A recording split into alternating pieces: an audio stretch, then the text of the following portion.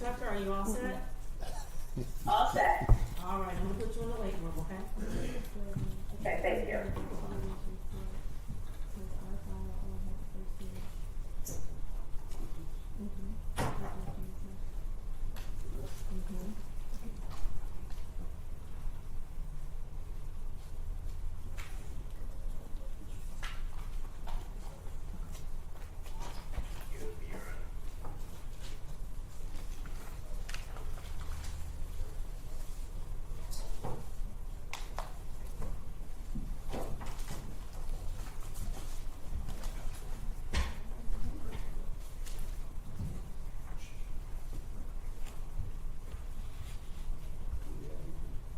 Ms. Moses, Yes, sir.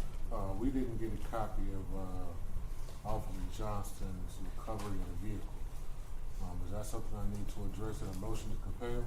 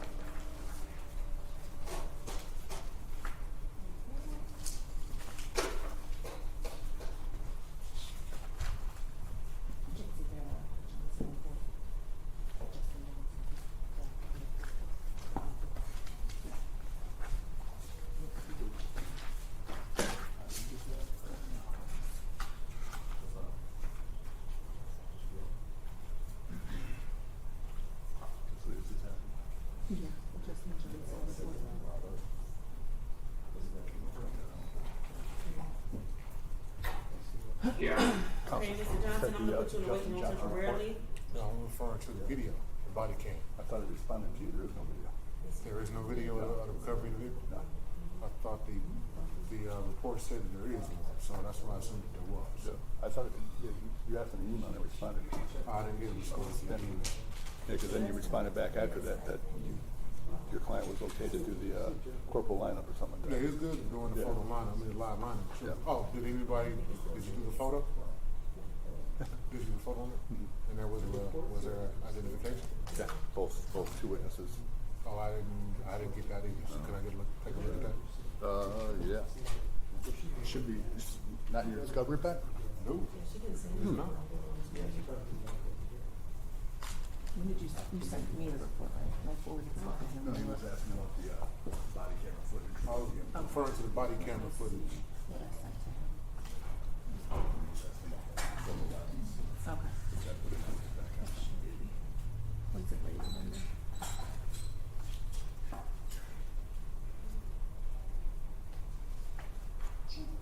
Attorney Coulters? I got it. These two. Yeah? Yep. Jennifer, it's Mark Bernardi. It turns out he's not on camera. They didn't get him in front of a camera at Wayne County, or wherever he's at, Wayne County. So are you willing to waive his appearance for this, or do you want to schedule a new date? I'll wait for the appearance. Okay. It appears that he had a mental health crisis. Okay. Okay. All right, thank you. I don't need that, so we're ready to go. Wait for this. Okay.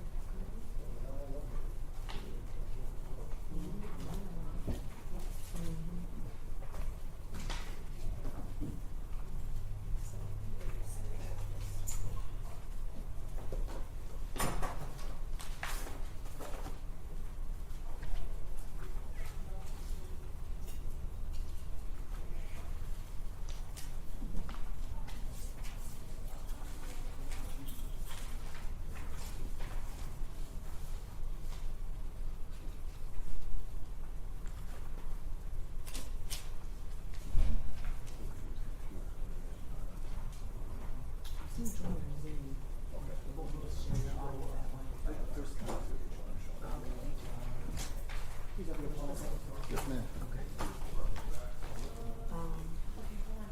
I just emailed these to you, Mr. Armstrong.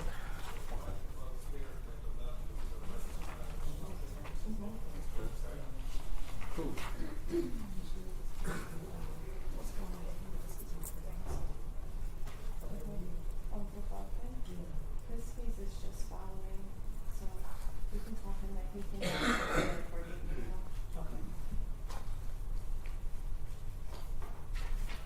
So these are all done. I have to talk to you. They haven't been talking to you. Okay. Attorney Thomas? Oh, no. I just need to see it myself. Attorney Thomas, we're gonna send you another, there's gonna be another court date sent to you through email, okay? Yeah, you got the court date now, or? No, Yeah, I have it's gonna come through the mail. Oh, so long as I got Robinson. Okay, so I'm all set then, eh? Yep, you're all set. We'll see you soon. Thank you. Okay, you're welcome. Have a good afternoon. Yeah. Alright, so. Okay, let me go. That's a good one. Do you know, Mark? Yeah, the light flash. Mark, Yes. what is one to five I will. hours, you know? I don't know. You have that sheet. Hold on one second, Mr. Ways, okay? All right.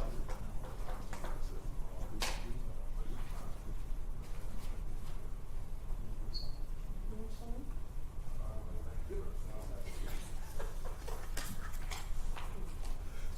You can actually do them both now, so they can both do them. Same thing. That's funny. That's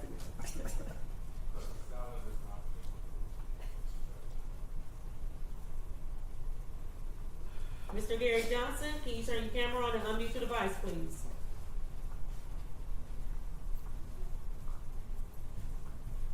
Okay, Mr. Johnson and Mr. Ways, both of you are being offered 1 to 5 over limited access. The fine is $120. Are you able to make that payment today? Not today. So, Mr. Ways, you can either pay in person, the court register closes at 3:30, or you can go onto our website. Hold on. Or you can go onto our website, and at the top there's a tab that says payments, and it gives you options on how to pay online or over the phone. If you need further assistance, you can contact the court downstairs, and they'll give you other options. Okay. Can I able to pay on Friday? Yeah. So make sure your payment's paid by 3/27, okay? Okay, by 3/27 today, or can I pay it on Friday? The date is 3/27. Friday's the 27th. Oh, okay, okay, yeah. Yep. I'll do that. Okay. That's when my due date is also. Can you pay it by then? Yeah, I should be. Yeah, I heard that. Yeah. I mean, how long do I have to pay? Today, but if you need to the front. Yeah, I need time. It's not mandatory to pay it today, is it, Your Honor? I am not I'm not the judge, I'm just the clerk. But yes, on this plea agreement, it says that you're offering the plea for it to be paid today, but I can give you an extension. If you can make it on Friday, I can do that. The longest I can give you is 2 weeks. Okay, I'll take the 2 weeks then.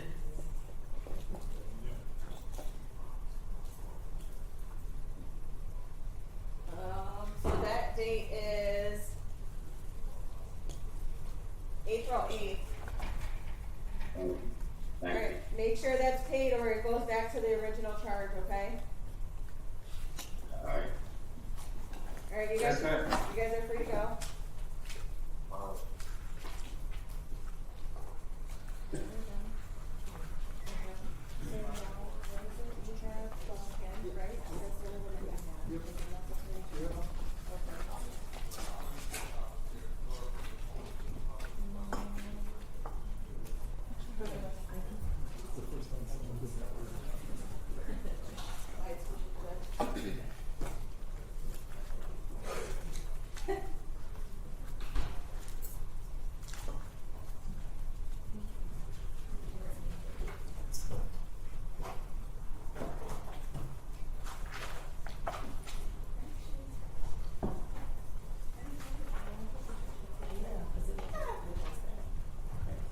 We got Townsend today?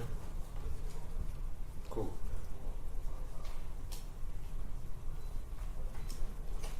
Do you have exhibits?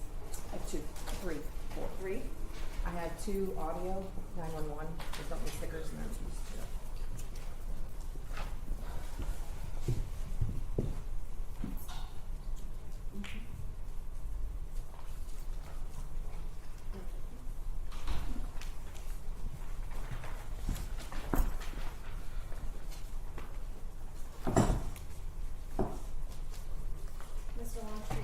Do you have any exhibits?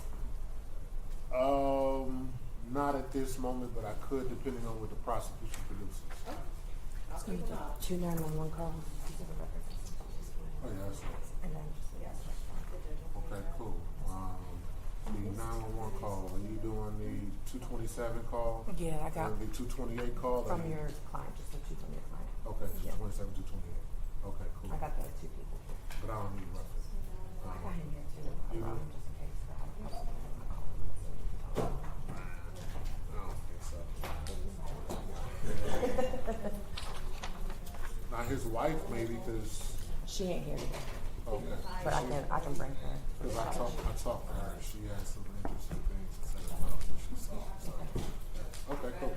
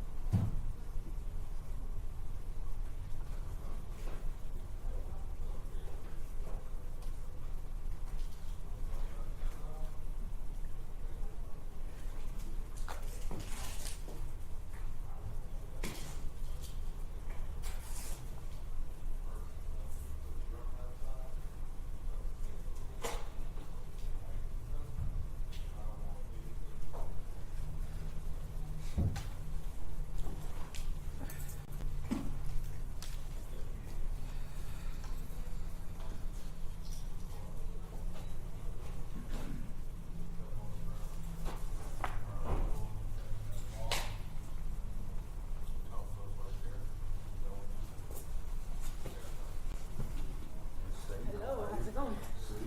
Good to see you. See, on the other side of Mr. Linson when he comes in, what I'm gonna need from you is, you got the computer with you?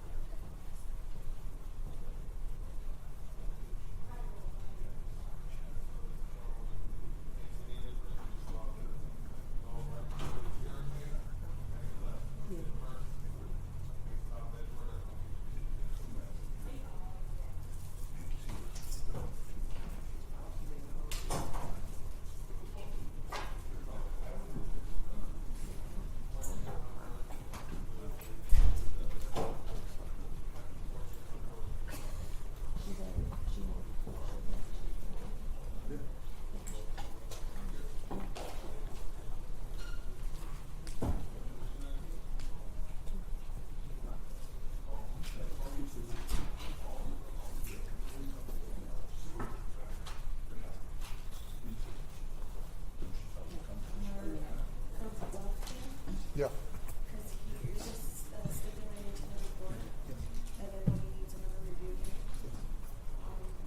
She's a 60 days as a control date.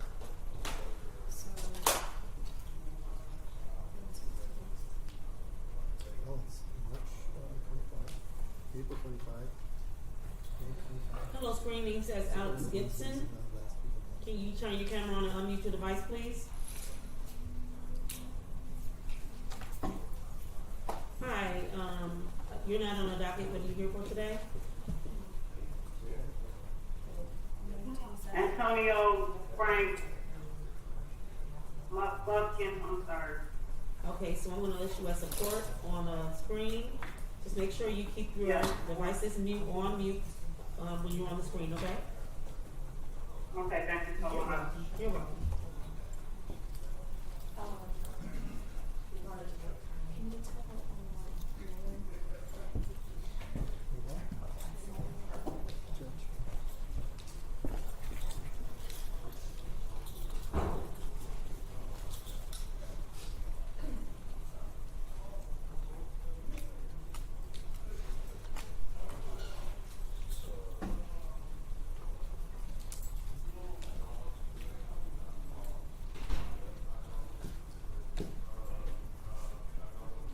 know there was, Ms. Moses, quick question. I know there was a cell extraction, but was there any cell triangulation work done on this?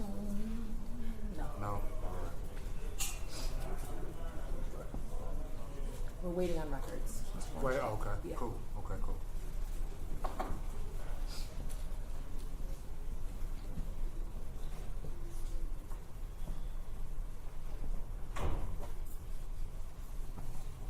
Mr. Bernard, how's it going?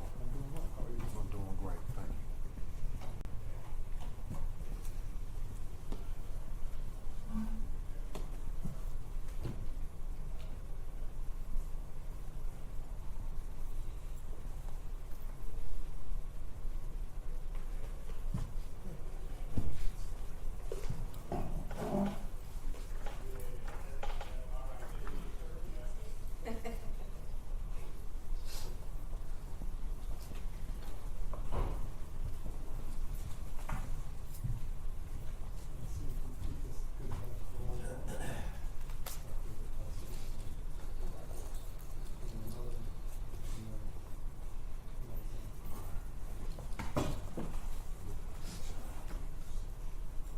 Hello, can everyone hear me? Yes, you can. Okay, Yes. make sure everyone that has support on the screen, make sure you keep your devices muted. You don't have to have your cameras on. And if you are on Zoom, you cannot drive. I have to remove you. The judge will be taking the bench soon, okay? Okay. All right.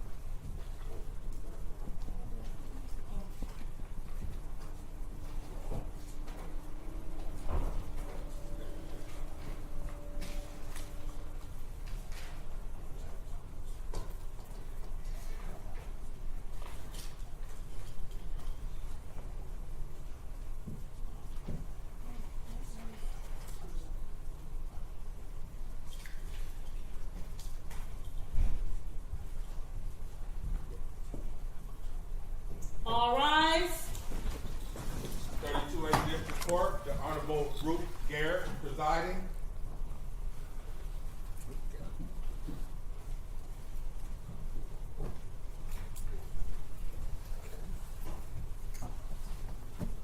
Okay,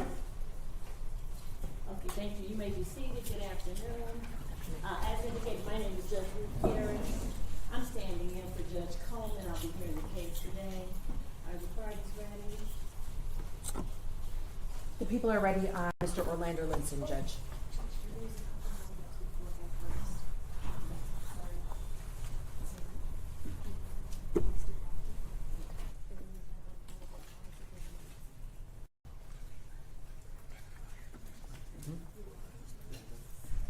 Okay, so it'll be just a second. We have a couple of other matters that we're gonna do first. Okay, cool.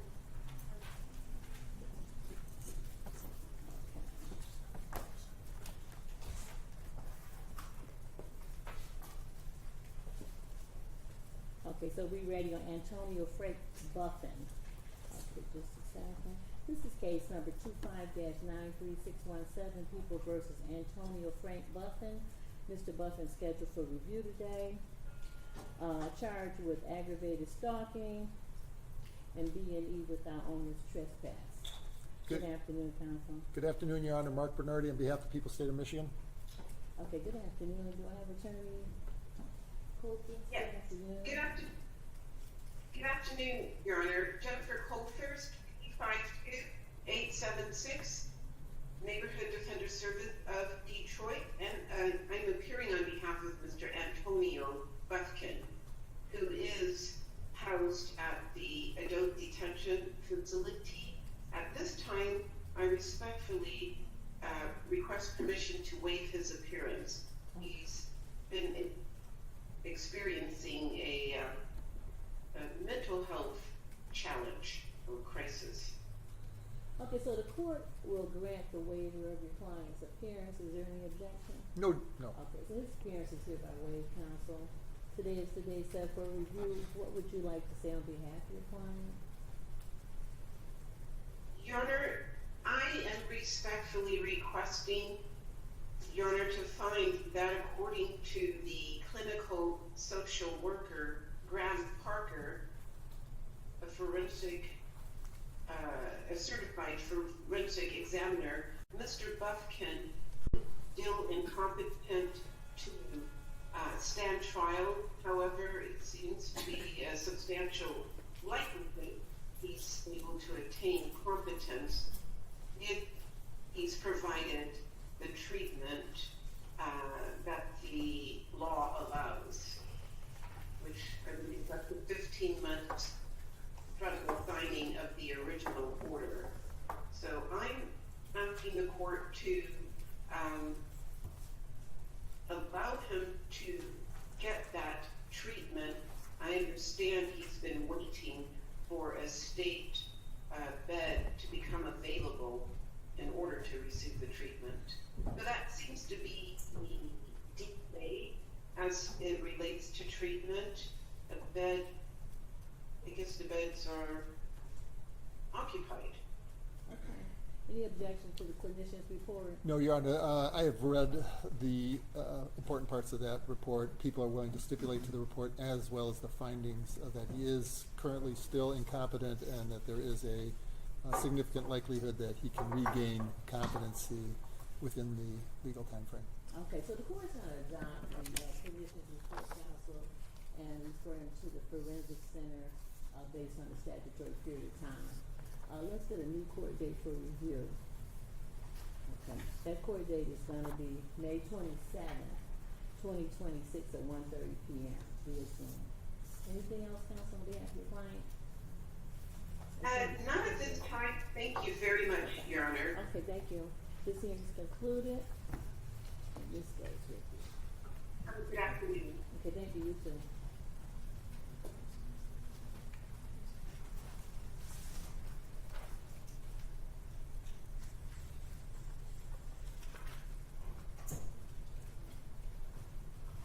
Okay, thank you.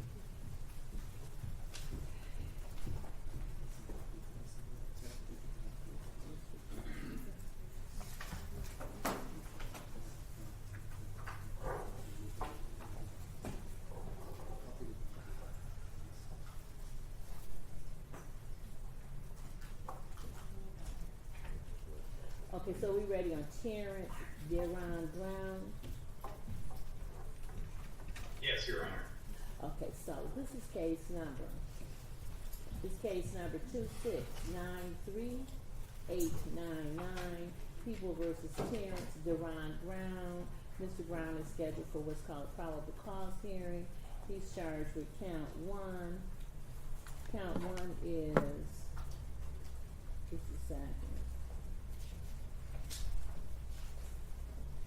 Count one is larceny in the building. Count two, financial transactions, device to steal.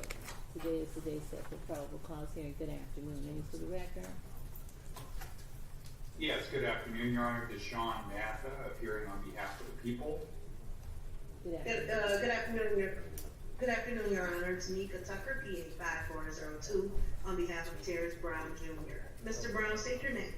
Terrence Brown. Okay, so good afternoon. The attorneys and prosecutor had a chance to discuss this matter, and if so, what's your position at this time? Yes, Your Honor. I was just assigned probably barely 2 days ago, and I had no contact information for Mr. Brown, and I have absolutely no discovery. I am asking for an adjourned PCC so that we can get discovery and that I can have a meaningful discussion with Mr. Brown once I get it. Okay, so the court will do the following. I'll grant that, counsel. So to you, Mr. Brown, the court's going to grant your attorney's motion for an adjourned probable cause hearing so that she can be better prepared to represent you. Thank you, Your Honor. So we need a new date. How long, counsel, did you say? Next week, Your Honor? So just a second, we're checking the judge's calendar. Okay. Okay, April 1st, counsel? That works for me, Your Honor. Unfortunately, I will be out of town during that time. My son's spring break, so we're going to be out of town, so we could reschedule it to a later time. Again, that works for me, Your Honor. Okay, so it'll be just a second. Okay. So what about April the 8th, 1:30 p.m.? That works for me. Okay. Yes, that's fine. Okay, so listen carefully, Mr. Brown. The court's going to continue your not guilty plea, continue your current bond status. Your adjourned probable cause hearing is going to be April the 8th at 1:30 p.m. Okay, have a good day. This hearing is concluded. Thank you, Your Honor. Okay, you're welcome. Thank you. Okay.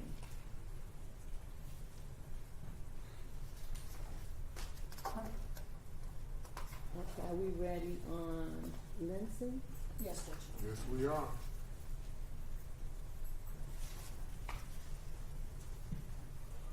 Okay, so just 1 second.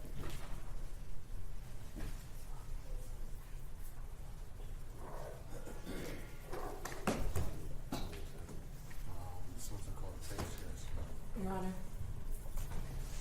there are 2 audio that I plan on playing. I was going to play it through Zoom, but I see it's been shut off. Should I just play it through the laptop and the speakers through the laptop, Judge? I think we have a cord that will hook it up right to your TV. Okay, problem is my laptop's from like 1951.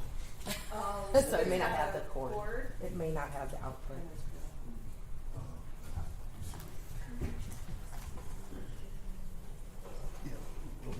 It's not an HDMI. It's not? No. It's not an HDMI, so we do. Okay.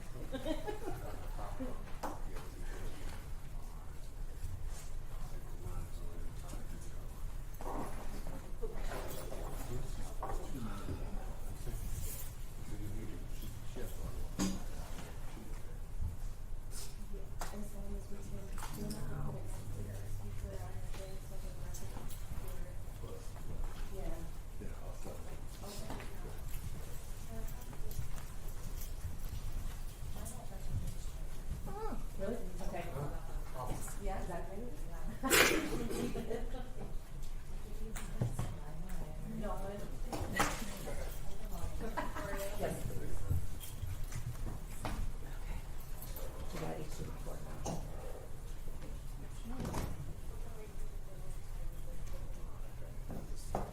State of the art here, Judge. Okay, no State of the problem. art here.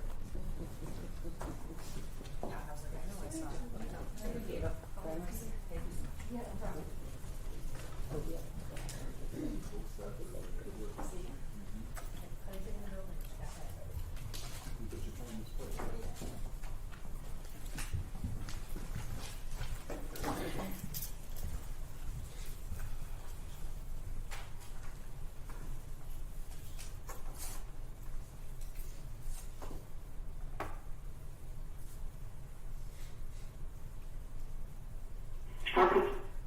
Ready, Judge. Okay, so good afternoon. This is case number 82-267-0471-1, people of the state of Michigan versus Orlander Linson Jr., charged with count 1, child abuse, 2nd degree, count 2, child abuse, leaving a child in a vehicle resulting in physical harm, and he does have a 3rd offense enhancement notice. Today is the day set for preliminary examination. Good afternoon, names for the record. Good afternoon, Your Honor. Erica Moses on behalf of the people, P78491. And good afternoon, Your Honor. May it please this honorable court, Charles Oliver Longstreet II, 368205, appearing on behalf of Mr. Orlander Linson, who appears and is seated to my left. Accompanying me is Ms. Dejanay Tate, University of Detroit Mercy School of Law clerk. Okay, so good afternoon. Are the parties ready to proceed? Yes, Your Honor. Defense is prepared to proceed. Okay, I'll let the prosecution proceed. Thank you, Your Honor. The people would ask for an order of mutual sequestration. I don't see anyone related to my case in the courtroom. They're all in the witness room, and I'm ready to go, Judge. Okay, so the court's just going to order that there is a mutual sequestration. If any witnesses enter the courtroom that may or may not be testifying at a future hearing, they're to leave. And likewise, no one has been identified as being in here presently, but if so, please leave. All right, thank you. Thank you, Your Honor. The people call Miss Arcadia. First name spelling is Arcadia. Last name is Shoulders, Shoulders.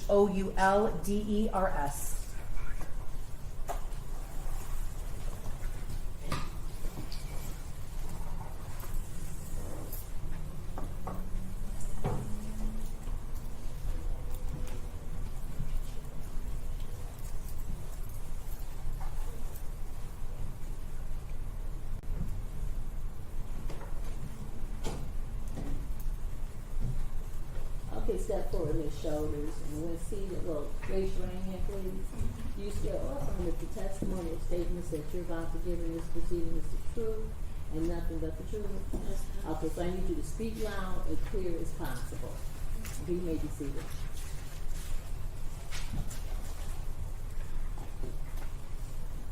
May I begin, Judge? You sure can. Good afternoon. Can you please state your name nice and loud for the record, My please? name is Octavia Shoulders. Okay. And Ms. Shoulders, are you familiar with someone named Orlander Linson III? Yes, Who is that? that was my boyfriend. Okay. That's your boyfriend? Yes, Okay. And do you see him in the courtroom today? yes, ma'am. Can you please identify him by pointing and saying something that he's wearing? Yes, he's right here in the green. You're not asked for in-court identification of defendant at this time. So no. Ms. Shoulders, do you share any children in common with the defendant? Yes, Orlander the third. Okay. And if your baby's the third, that would make the father of the baby what, the second? Yes. Okay. And how old is your son? My son is going on 14 months. And do you live together with the defendant and your child? Yes, we were. Okay. And where were you staying at? Well, at the time we were in between houses, but we were fixing up a house, yes. Okay. And what city was that in? That was in Detroit. Okay. And besides yourself and the defendant and your son, was anyone else living with you at the time? Yes, my daughter, Akira. Okay. And how old is Akira? Akira's 3. Okay. Is the defendant the father of Akira or no? No. Okay. And on or about February 26th of 2026, do you remember that date? Yes, ma'am. Okay. And were you home that day? We were. Okay. And when you say we, who are you talking about? Me and the kids in Orlando. Okay. And did you leave the home at some point? Yes, we went to go check the mail, and we were trying to get a room Okay. And when you left the home, did you leave by foot or by vehicle? by vehicle. Okay. What kind of car did you drive in? That I don't know. Okay. But at some point you get into a vehicle? Had you seen that vehicle before? No. Okay. So did you ask any questions of Orlander? That's when we got into the altercation. Okay. So when you first get to the vehicle, what, if anything, is said? Just had water. Okay. So this is the first time you're seeing that car, correct? Yes. All right. Do you remember if it was an SUV or a sedan? I don't know my car, but it was a car. Okay. Not no big, not a truck. Okay. Now, Orlander, the defendant, how long had you dated him for? 3 years. 3 years. Okay. So at this time, do you question him about where this vehicle came from? Never. Okay. But it's a new vehicle, correct? Yeah. Do you get in that car? Yes, ma'am. Where do you get in? The driver's seat, passenger seat, the back? I was in the passenger seat. Okay. And who else was in that car with you? My 2 children. Where were they? Orlander and Akira. They were in their car seat. Okay. And what part of the vehicle were they in? The back seat. Okay. And Orlander, the defendant, where was he at? He was in the car seat. Okay. And where, if anywhere, did you go? We went to my old address to check on the mail and stuff. Okay. Was that address located in the city of Detroit or somewhere No, else? that was in Hamtramck. Hamtramck, okay. At some point in time, do you drive to Harper Woods? Yes, I did. Okay. And were you driving or was it still Orlander? I was driving. Okay. Tell me when you started driving, because when I asked... started driving after we was leaving from Hamtramck. Okay. Now, where do you go when you leave Hamtramck? We were going to go get the room and stuff. Okay. A room where? We was on 12 Mile and Van Dyke, if I'm not mistaken. Okay. When you say a room, what are you talking about? That's a hotel room. Okay. So the plan was to get a hotel room? Yes. Why is that? Because we just wanted to relax. You know, I normally do it when I get my taxes and stuff. Okay. So the plan was to go to a hotel room. Was that hotel room in Harper Woods or a different city? No, it was in a different city. Okay. But you are driving the vehicle? Yeah, at the time I was, but I ended up giving back to him. Okay. When do you give the car back to him? What do you mean by We that? were closer to Kelly. To Kelly? Yes, ma'am. Is that a street? Yes, ma'am. Okay. Now, do you stop driving the vehicle? Yes. And then who starts driving? Orlando. Okay. What time of day is this? If I'm not mistaken, it was around 6, probably a little later than that. It was just getting dark outside. Okay, so 6 p.m.? Okay. Who's driving the vehicle at that time? Orlando. Okay. And do you have any concerns with how the vehicle's being driven? Yeah. Objection, leading. Sustained. So you're asking, does she have any objections as to how he's driving? No, I said, did she have any concerns as to how that car was being driven? Okay, she can ask over. At the time, no, I didn't. Okay. It was the altercation Okay. So there's an altercation where at? in the car. Okay. And how does that go down? Me and him had an argument because I asked him why did he purchase the car. Okay. And did he say anything? Yeah, we both was going back and forth. So Okay. And do you stay in that vehicle? no, I ended up getting out. Okay.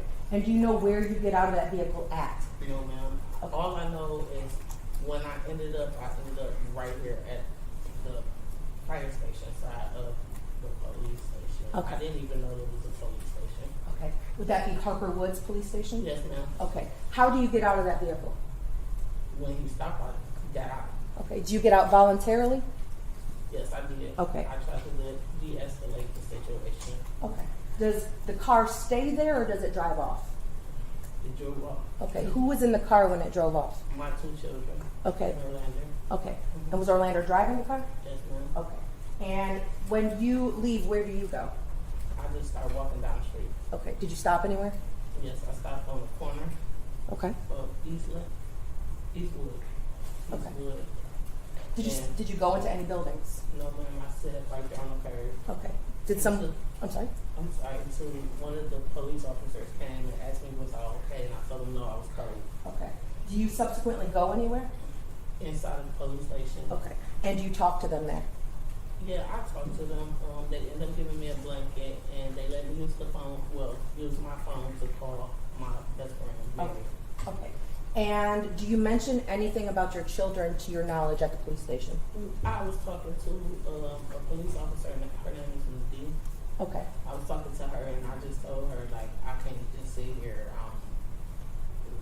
Like I need to go. Okay. Let me ask you this. What time did you leave the house that day? Do you know if it was morning or afternoon, or you know? Afternoon. Afternoon. Okay. Had you been drinking at all that day? Yes, I was. What did you have to drink? I had some vodka. Okay. Did you see the defendant drinking at all? Well, he had left. He was with his brother, but we had already had liquor, so I don't know if he was drinking prior to him being gone with his brother. Okay, let me ask you this. On February 26th, when you see Orlander, the defendant, did you see him drinking at all that day? We did get a pint, Okay. but we wasn't drinking it like that. Okay. Was he drinking at all? Yeah, Okay, and what was it? vodka. Vodka. All right. So you said your friend subsequently picks you up, correct? Yes. And where, if anywhere, do you go? I went back to the apartment building. Okay. Do you know what city that apartment is in? Yes, Detroit. Okay. And when you get there, what time of day is it? It was nighttime. Okay. Do you know what time or just that it was nighttime? If you don't know, I don't want you guessing. Okay, that's fine. Do you go inside that apartment? Yes, ma'am. Who's inside that apartment when you get there? Orlander and Akira. Akira. Okay. Do you question about where your other child is? Yes. Okay. And what, if anything, does Orlander, the defendant, say to you? He told me that he was with his brother. Okay. And what's that brother's name? His name is Eric. Okay. And do you check on that? I didn't at the time because I didn't pay any mind because he said he was with his brother. Okay. All right. So February 26th, that night, do you see Orlander Linson III, the baby? No. Okay. The next morning, do you wake up? Mm-hmm. Okay. Is that a yes? Yes, ma'am. Okay. And what do you do on the 27th, if anything? I asked him to call his brother to check on my son. Okay. And when you say him, are you talking about Orlander, the Yes, defendant? Orlando, Okay. And to your knowledge, does he contact anybody? Yes, he did. Okay. And does he tell you where Orlander, the baby, is at? No, his brother didn't know, and he didn't know where the car was. So Okay. I told Orlander to call.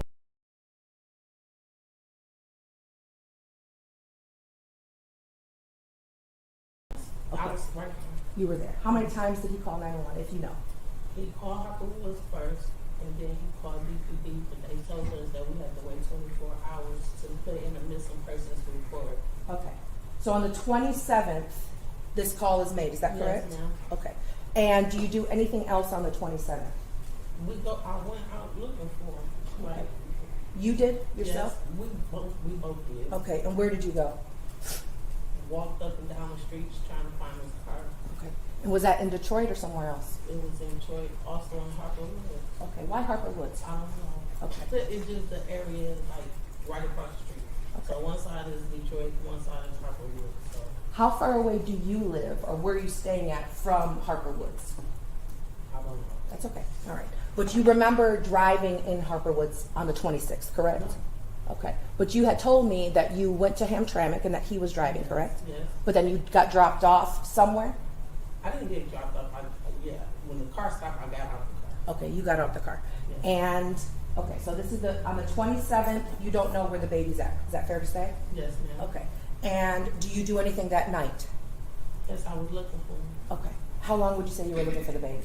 all day. Okay. Once I found out that he was missing, Okay. All right. So when was it that you realized that the baby was not with a relative of any kind? it was earlier that day. Okay. Would that be the 27th? Yes, ma'am. Okay.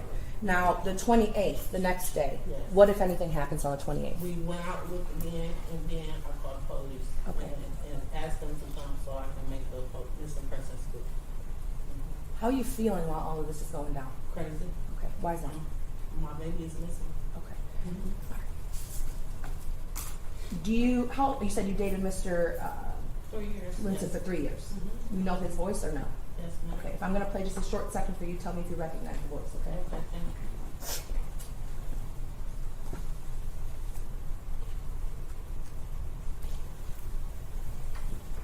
Now, for the record, will be People's Proposed Exhibit 1. I'm not entering it right now. I just want to play a short portion of it. This video, or audio rather, is 2 minutes, 23 seconds long.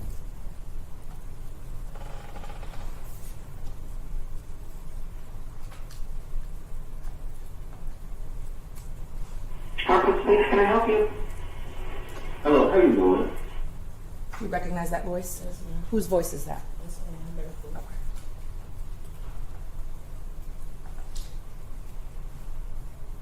What was 911? You see your emergency.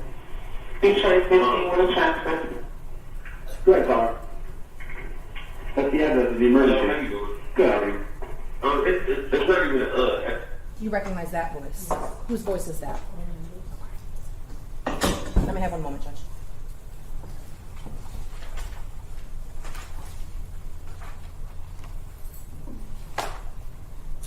Ms. Shoulders, at some point were you made aware that your baby had been located? Yes. Okay, and what day was that? That was on the 28th at the 9th precinct.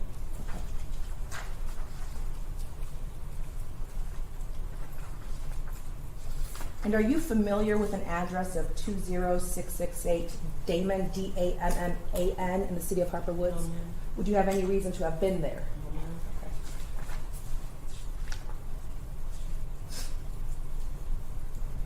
I have no further questions, Judge. Okay, thank you, cross-examination. Ms. Shoulders, good afternoon. Good afternoon. If I ask you a question that you don't understand, just ask me to ask you the question again, all right? Okay, no problem. All right. Now, it's fair to say that you and Mr. Linson were driving around in his car, correct? Yes. You, your daughter, and your son, correct? And your daughter is not his daughter, correct? Correct. Okay. Now, at a certain point, you said he took over driving the car, correct? All right. It's because you were driving at a certain point. Yeah. But while you were driving this car, you didn't have an argument about the purchase of the car, right? Yes, we did. But While you were driving the car, you didn't have an argument about the purchase of the car at that time, correct? purchase of the car. Yeah. Yes, we did. Okay, so while you were driving this car, you had this argument. Okay. And while you were driving this car, you stopped this car, right? Yeah. Okay, and when you stopped this car, you got out. Yes, I got in the passenger side. Yes. Okay. Now, at a certain point, you said you got out of this car and you left your son and your daughter with Mr. Linson. Okay. When you got out this car and you walked away, you wound up at the fire station, correct? Yes. Okay. Do you realize where the car was found was 2 blocks from the fire station? No, I didn't. Okay. So you don't know that Damon Street is 2 blocks away from No, the I fire don't. station. No. Okay. No. All right. Now, at a certain point, you walk away, you left your son, you left your daughter, and you wound up at the fire station. Yes, I did. All right. At a certain point, you get picked up by a friend at the fire station, at the police station, correct? Down the street from, here. Okay, you got picked up at the police station. And when you were at the fire station, it was about 6:45 at the fire station, right? It was just getting dark, I know that much. A little after 6? Yeah. Okay. So you were found by a Harper Woods police officer at the fire station around 6 o'clock that day, correct? On the 26th. No. I would ask that Officer Steger not tip off the witness and start shaking his head to answers. Okay, so no head shakes. That's mutual. That's the defendant as well as anyone else. You were found at a police station by Harper Woods, either fire officer or police officer, at around 6 o'clock on the 26th of February, correct? Later than that. It was later than 6? Yes. Okay, is that because No. Officer Steger told you that, or is that because you remember that? No. Okay. All right. So it was a little later than 6 o'clock. All right. And, Yes or no? Yes, I'm sorry. okay. Yes. At a certain point, maybe an hour later, you get picked up by a friend at the police station, correct? Yes, sir. You weren't concerned about your son and daughter and where they were? Yes. That's why I was going straight to the house. Okay, so at around an hour after you get picked up at this police station, you go straight to the house, correct? Yes. And so that would be about 8 o'clock, correct? Probably, yeah, like, yeah. Okay. Around that time, 8-ish, yes. 8 o'clock on the 26th of February, correct? Yeah. Okay. Now, when you get home, your daughter's there, right?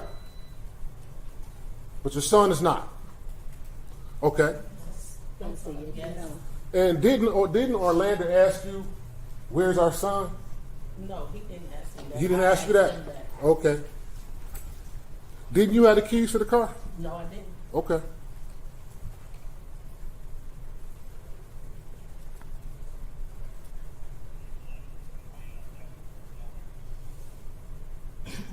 Now, at a certain point, you told this court that you were driving around because you were trying to go relax, right? No, we were trying to get the room, yes, we was, but we couldn't find one, so we was going back to the house. Okay, so you were going out trying to relax, and you were driving this car, and then suddenly you get into an argument about the purchase of the car. Mm-hmm. Okay. Give me one moment, please.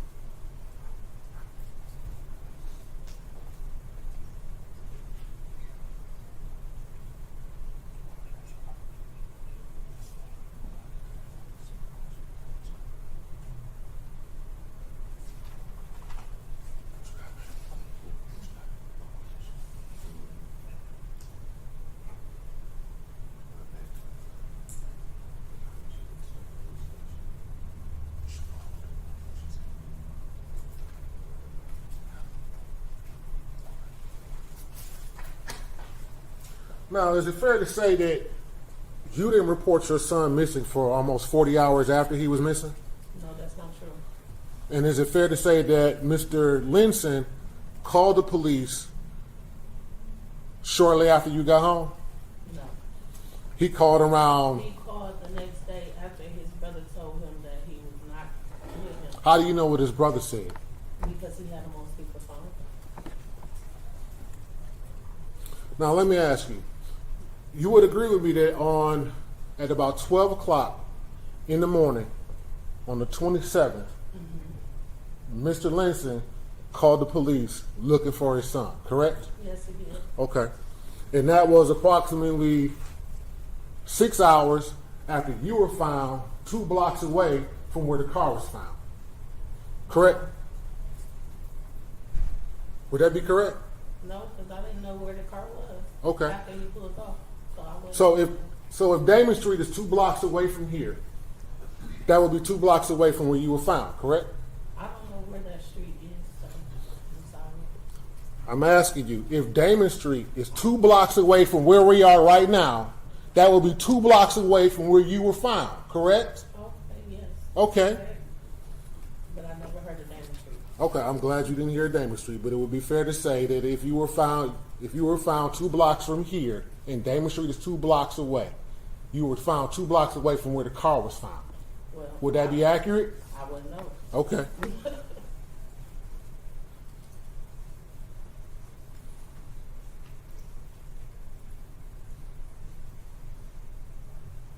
So it would be fair to say that you abandoned your 2 kids, got out the car, and walked away. No, I didn't abandon them. Okay. Nothing further. Can you redirect? Just briefly, Judge. Ms. Shoulders, at some point, you testified that you get out of that car, is that correct? Yeah. Why did you get out of that car when you Because did? we had an altercation, and he told me to take his coat off that he purchased, and I thought he was playing me, so I got out the car. Okay. When that car was taken off with your 2 children, were you concerned for the safety of your 2 kids at that time? No, Why not? because he's a good father. Okay. Has he been around your children before? Yes. Okay. Are you familiar with the last 4 digits of the phone number 0840? So that's my phone number. Okay, thank you. No further questions. At any point did he say to you, I thought you had our son? No. Okay.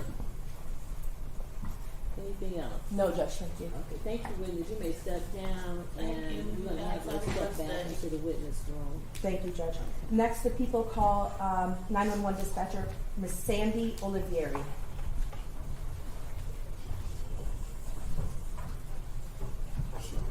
Your Honor, would it be okay if we move our microphones? Apparently they're over there, but we move them closer to the witness? Yeah. Thank you very much.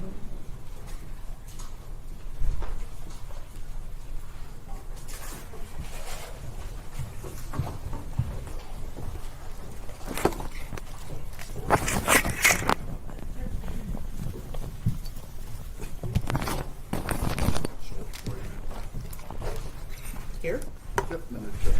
Okay, so Oh, good afternoon, hi. witness. State your name for the record. Sandra Oliveri. Okay, Ms. Oliver, raise your right hand. You swear or affirm that the testimony or statements you're about to make in this court is the truth and nothing but the truth? Yes. Okay, you may be seated, and prosecutor may begin when you're ready. Thank you, Judge. Good afternoon. Hi. Can you please state your name nice and loud for the record, please? Sandra Oliveri, Ms. Olivieri, where are you currently employed? Harper Woods Police Department, What's your position there? dispatcher. Okay, what do you do as a dispatcher?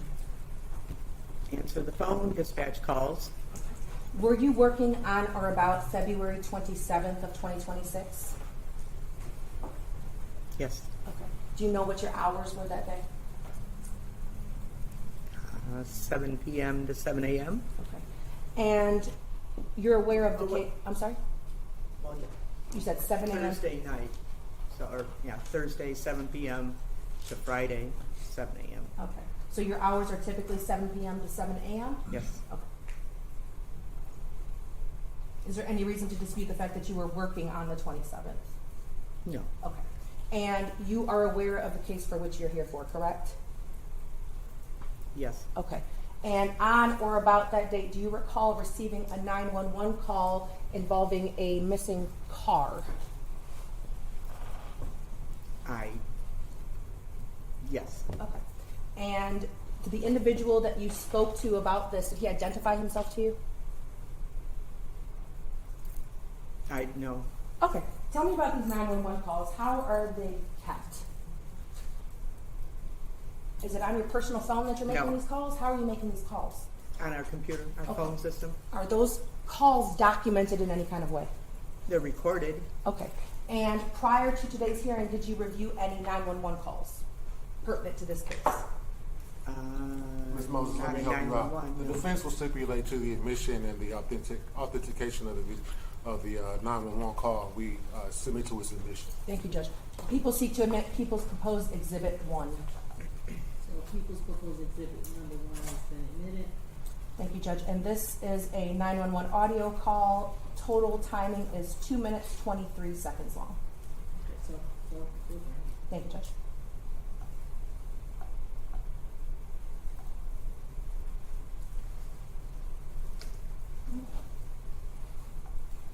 Judge, the audio is not working. Let me try something else.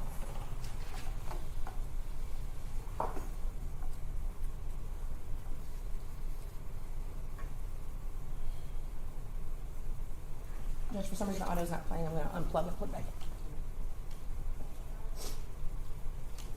We have it muted. I'm muted?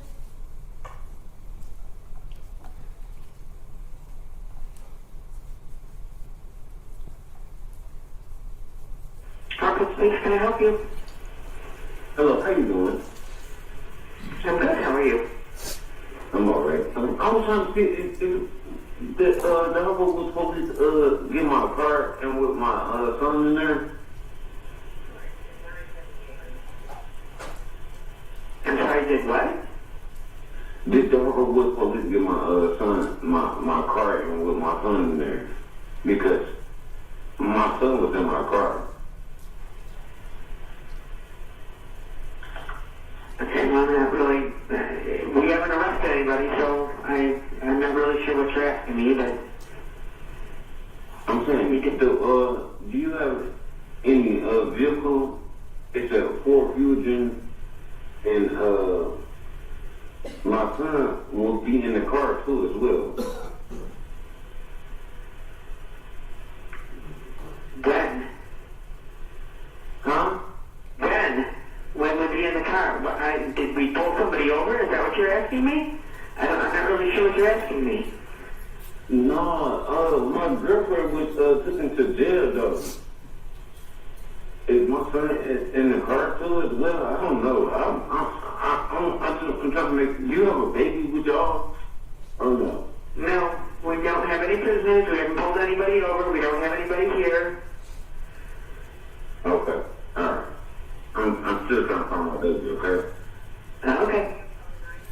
Can you please dispatch this out real quick about it's the rain sedan. Where do you live? Where do I live? Uh-huh. I stay on 7 miles. East 7 miles. Kelly. Well, my baby is missing, and I want my baby. I swear. Okay, well, you need to call her or Detroit. That's in Detroit. Okay. I'm at the call Detroit, okay? Yes. Yep, go ahead. You call Detroit. I have no further questions of the witness, Judge. Thank you. Good afternoon, ma'am. How are you? I'm good, how are you? I'm well. How long have you worked for the Harper Woods Police Department? In total, 24 years. Okay. You received some specific training in regards to dispatching, taking 911 calls? Yes. Okay. And now, at a certain point, you receive a call from a young man who's saying that his child is missing, correct? I don't believe what was the question? Okay, we listened to the phone call, correct? Oh, you're talking about this specific This phone call, yes. Okay. Mm-hmm. And you received this call from this young man, and he's telling you that his child is missing, correct? Yes. Well, when I got the call, I misunderstood what he was saying. Can we play the call again? I thought he was talking about a grandson. Okay, very well. We're going to play the call again. I heard the call. No, we're going to play it again. Harper Woods, can I help you? Hello, how you doing? I'm good, how are you? I'm alright. I was trying to see if the Harper was supposed to get my car and with my son in there. Please. Thank you. Now, he's saying, does the Harper Wood Police have my son? Is that correct? Yes. That's right. Okay, very good. You mind if I borrow that? Thank you. Play. Play. Okay, thank you. I'm sorry, did what? Did the Harper was supposed to get my son my car and with my son in there. All right, so he's asking you, does the Harper Woods Police have my son with my car with my son in there? Correct? Yes. That's what he's asking. Mm-hmm. Okay. And at that point, would you think that he's asking in regard help for his son, or he's trying to locate his son? I assume so. We did not have a car at that point in time. Very good. Thank you. My son was in my car.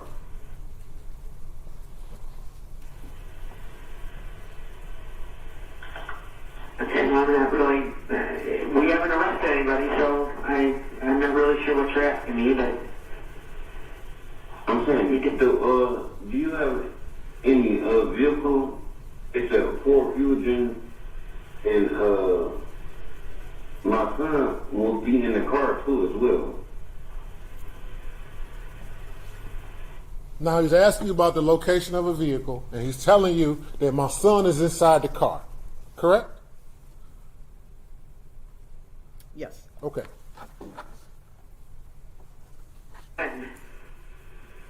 Huh? Ben, when was he in the car? Did we pull somebody over? Is that what you're asking me? I'm not really sure what you're asking me. No, my girlfriend was taken to jail though. Is my son in the car too as well? I don't know. I'm trying to make. Do you have a baby?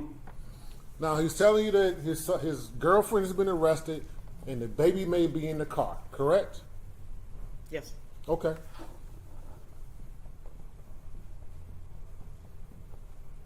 No. No, we don't have any prisoners. We haven't pulled anybody over. We don't have anybody here. Okay. All right. I'm still trying to find my baby. Okay. Okay. Not here. Now, the third one, he's telling you he's trying to find his baby, correct? Yes.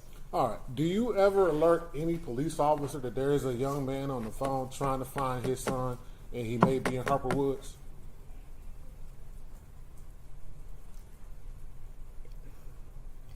Yeah. When did you do I that? was not aware that he said the car was, he never said he was in Harper Woods. He said, so He's clearly asking you,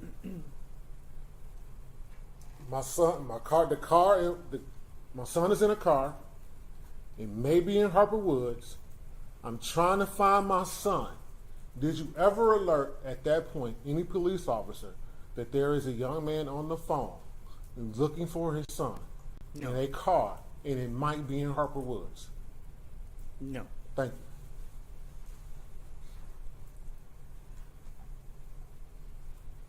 Dispatch is out real quick about it's the gray sedan. At that point, he asks you, can you please dispatch someone to look for a gray sedan? Is that what he's asking you? Yes. Did you do it? No. Okay. So you got a young man on the phone telling you he's looking for his son. His son may be in a car. Can you please dispatch someone to help find my son? And you do nothing. Correct? Correct.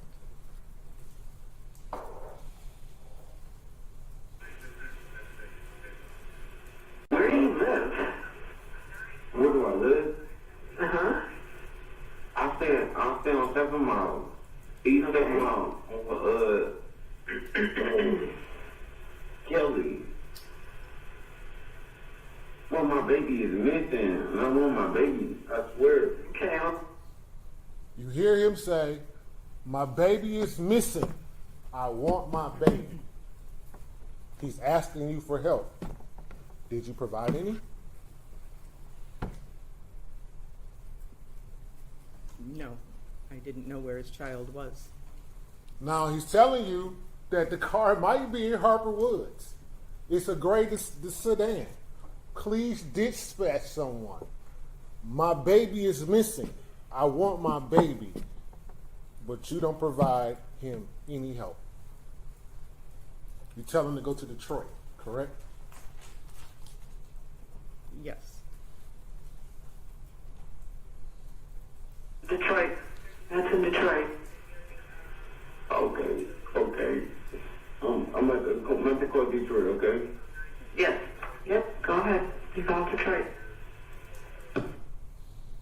So we got a young man telling you that his son is missing. The car might be in Harper Woods. Please dispatch someone. My baby is missing. But you don't contact anybody in the Harper Woods Police Department to say, hey, go try to find this gray car.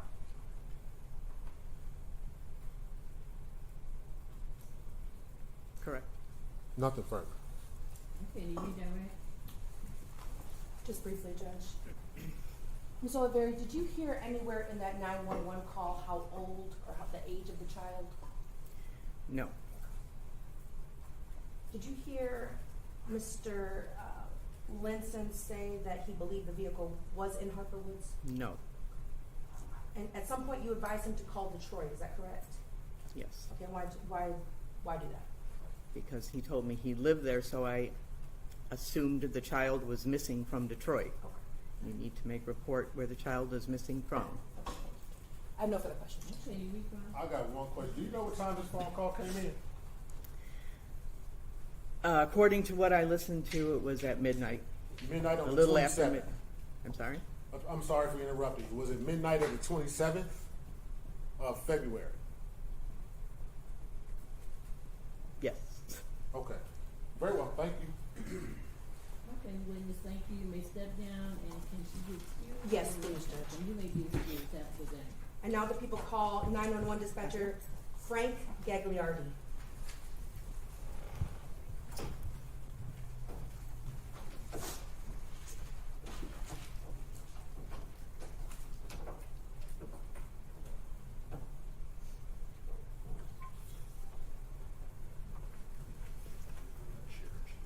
Okay, step forward, witness, state your name for the record, and raise your right hand. Okay, your name? Frank Gagliardi. Okay, do you swear or affirm that the testimony or statements you're about to provide in court is the truth and nothing but the truth? I do. Okay, thank you. You may be seated, prosecution. Thank you. Good afternoon, sir. Hello. Can you please state your name nice and loud for the record? Frank please? Gagliardi, Okay, and sir, where are you currently employed? Harper Woods City Police and Fire And what's your position there? dispatcher. Okay, and what do you do as a dispatcher? I answer and take calls, and I dispatch to units, either fire or police, on any kind of incidents that are happening in the city. Okay. And were you working in your position on or about February 28th of 2026? Yes. And what shift were you working that day? I was working the night shift, 7 p.m. to 7 a.m. Okay. Do you recall receiving a call at around 1:15 a.m. that day? I do. Okay, and what was the nature of that call? I had a caller that claims he lost his vehicle with his child in the vehicle. Okay. And you were the one who took that call, correct? Yes. And do you remember how long that call lasted? Roughly 5 to 10 minutes. Okay. And did that person identify himself? Yes. Okay. And who did he identify himself I as? believe his name was Orlander Linson. And sir, the 911 call that you received, is that documented anywhere? Yeah, I believe it's, I'm not sure of like a server, but it's on the computer. Okay. And prior to today's hearing, did you listen to that call? I have heard it, yes. Okay. Now, people seek to admit people's proposed Exhibit 2, which is 911 call audio that is approximately 5 minutes, 23 What was seconds. 911, Miss Caesar? So admitted. Any objection? No. No objection. Hitting play, Judge. What was 911, Miss Caesar? No, you did. Detroit 15 with a transfer. Good, Connor. That's the address of the emergency. How you doing? Good. It's not even address to where the emergency is. I think I ended up, I was intoxicated and I ended up leaving my phone in the car. Now I'm trying to figure out, like, did you guys find a 2015 Great Fusion? 2015 Gray Fusion. When would it have been missing since? Huh? When did it? You said you got a car that's missing, it's stolen, or? No, it's just, I was intoxicated, man. You just left the car somewhere? I don't think we really, I don't know. Yeah. I have no recollection of that. I'm looking through our book right now. 1 second, sir. Was it last night or this evening? Yeah, no, that was last night. That was yesterday. That was Tuesday. My son is still, he's only 1 year old. He's still in the car. Hey, where are you? Huh? Where are you? I'm at home right now. So couldn't even believe it.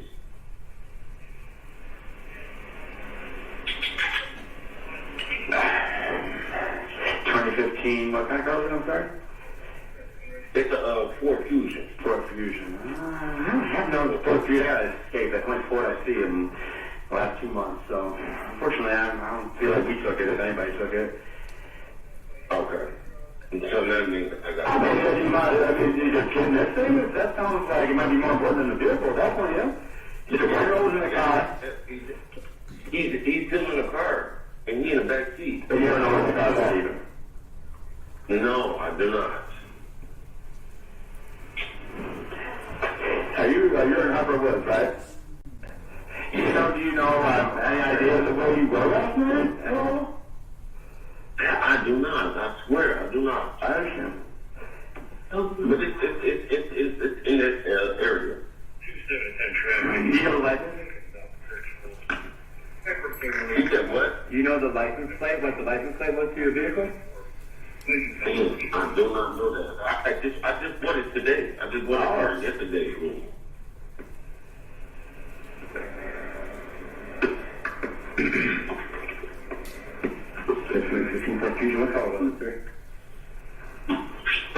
It's great. Right. Was there any damage to the outside of the car, like anything visible on the hood or the doors or anything like that? No, it's the back of the trunk.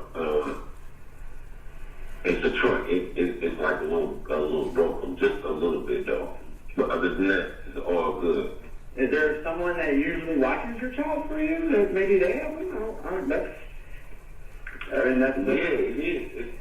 it's really neat. I understand. So we have to look at the damage. I thought this kind of like the 2015 Ford Fusion, color gray, trunk damage is the only thing you don't know the license of. Okay. So we have to look out for a vehicle that matches that description. What's your son's name? His name is Orlander Linson. So, I mean, do you get to come to Black Nation and like file like missing child reports? I would advise maybe doing that at some point. Yeah, we can't do that over the phone though. You'd have to come to the police station and talk to an officer directly. But if you want to do that, at your convenience, we're always open. I was trying to think of how would you worry about that? Be honest with you. So, It's not funny. no, it's not fun. I'm just saying, like, happened last night. Were you in Detroit or were you in Harper Woods when you were out? Or were you in East Point or any of the surrounding cities at those points? I stay on 7 miles in Kentucky. Is that it? Probably might have been. Okay. I will pass on the information. I will also try to call another area department and see if they've heard anything about this too. Any other information? So it's just the trunk that had a little bit of damage. There's no like scuffs, no scratches or anything like that that would kind of say it's your vehicle. What's your name, sir? My name is Orlander Linson. Is something too? Did that have something or just your name? Yeah. He's the junior. Yeah, you're Well, he's the third. Okay. Yeah. The third. Okay, sir. I will pass along the information, and if I hear anything, I'll give you a call back. I got your number here. It's 313-607-0840. Is that correct? Yes, man. All right, you got it. I'll give you a call back if I hear anything from somebody about this, okay? Okay. All right, thank you. Bye-bye. Mr. Gagliardi, does hearing that call refresh your memories as to the nature of that call? Sure, yeah, a little bit. And that individual identified himself, correct? Mhm. And what was the name of that person? Orlander Linson, Okay. Jr. And you heard him say something about intoxication, correct? Yes, he what, said he if was. anything, did you hear him say? He said he was intoxicated the night before, and that's why he couldn't remember where the car was. Okay. And did he say anything specific about that car? That he bought it the night before, or he just got it recently, the day before, and he couldn't really give much detail about it. Okay. Did he say what kind of car it was? He did say it was a Ford Fusion, Okay. Did he say the year of the car? 2015, I believe. And did he say anything was in that car? His son, other than that, no. Okay. Did he say how old that son was? 1. Okay. And when you asked him do you recall asking him who took care of the kid? I don't, so much anybody had taken the kid. I do remember asking that, like, No, I think a family member. Do you remember asking who takes care of that child? No. Okay.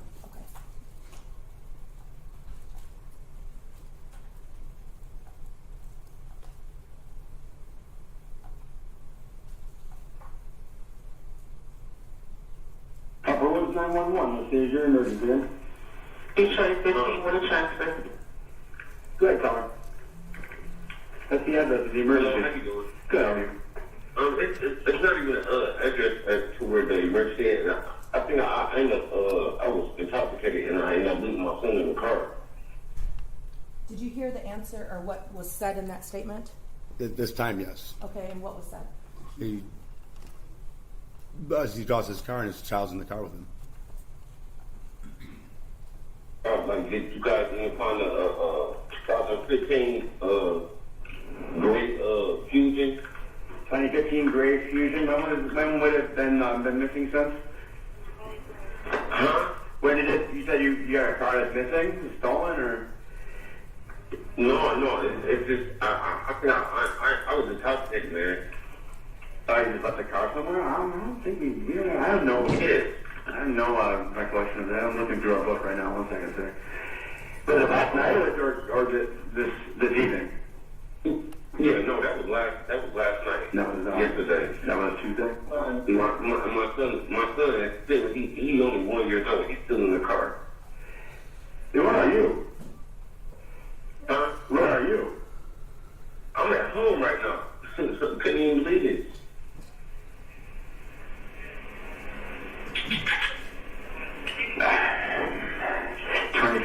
What kind of car was it? I'm sorry.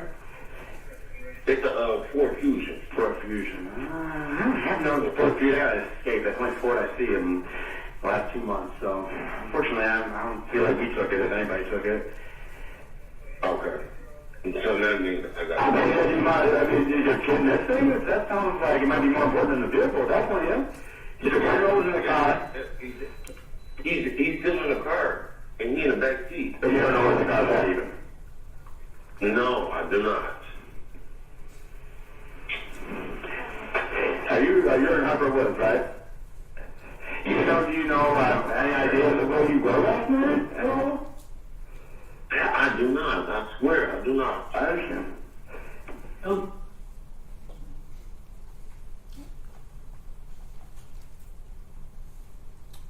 The audio froze up. Do you recall, you heard that whole audio, correct? Yes. Do you recall hearing Mr. Linson, the defendant, say, in response to a question as to who watches that baby, he says, well, it's really me. Do you remember hearing that? Not in that, no. Judge, I'm meeting. Video speaks for yes itself. or no. She's asking, do you recall hearing? Very well. So the answer can be yes or no. So Thank you, Judge. I'm going to try and find that section.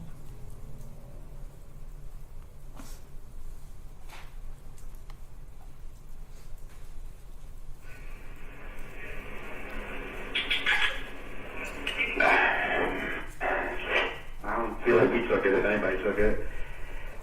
Okay. And so that means I got. I mean, is your kid missing? That sounds like it might be more important than the vehicle. Definitely, yeah. He's a 1-year-old in the car. He's still in the car, and he in the back seat. But you don't know where the car's at even. No, I do not. You're in Harper Woods, right? Do you know any idea of where you were last night at all? I do not. I swear, I do not. I understand. But it's in that area. You know the license? You said what? You know the license plate? What the license plate was for your vehicle? I do not know that. I just bought it today. I just bought it yesterday.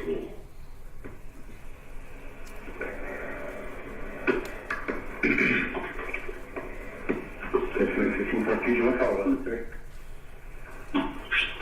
It's great. Right.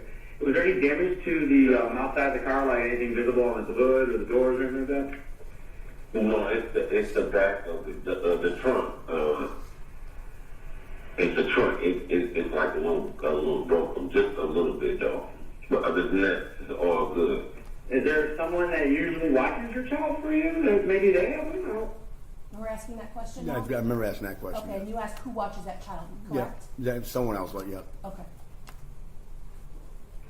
And that's Yeah, it is. It's really neat. Did you hear that I heard response? that, yeah. And what was that response? It's only me. Okay. Now, once you got this call, what, if anything, did you do next? So I remember at the time of the call, I pulled out our repo book and our impound book and just was looking for the make and model of the car he was describing. I didn't see nothing. I know that sometimes in the area it could be one of the surrounding areas, so I just tried to get all the information I could. That's why I asked about if there's anything on, like a scratch or something on the car. And, To your knowledge, at that time that you took the call, did Harper Woods Police Department have in its custody a 2015 gray Ford Fusion? no. Okay, was there a child in your possession or in the possession of the police department at No. that time? Thank you. I have no further questions. Cross-examination.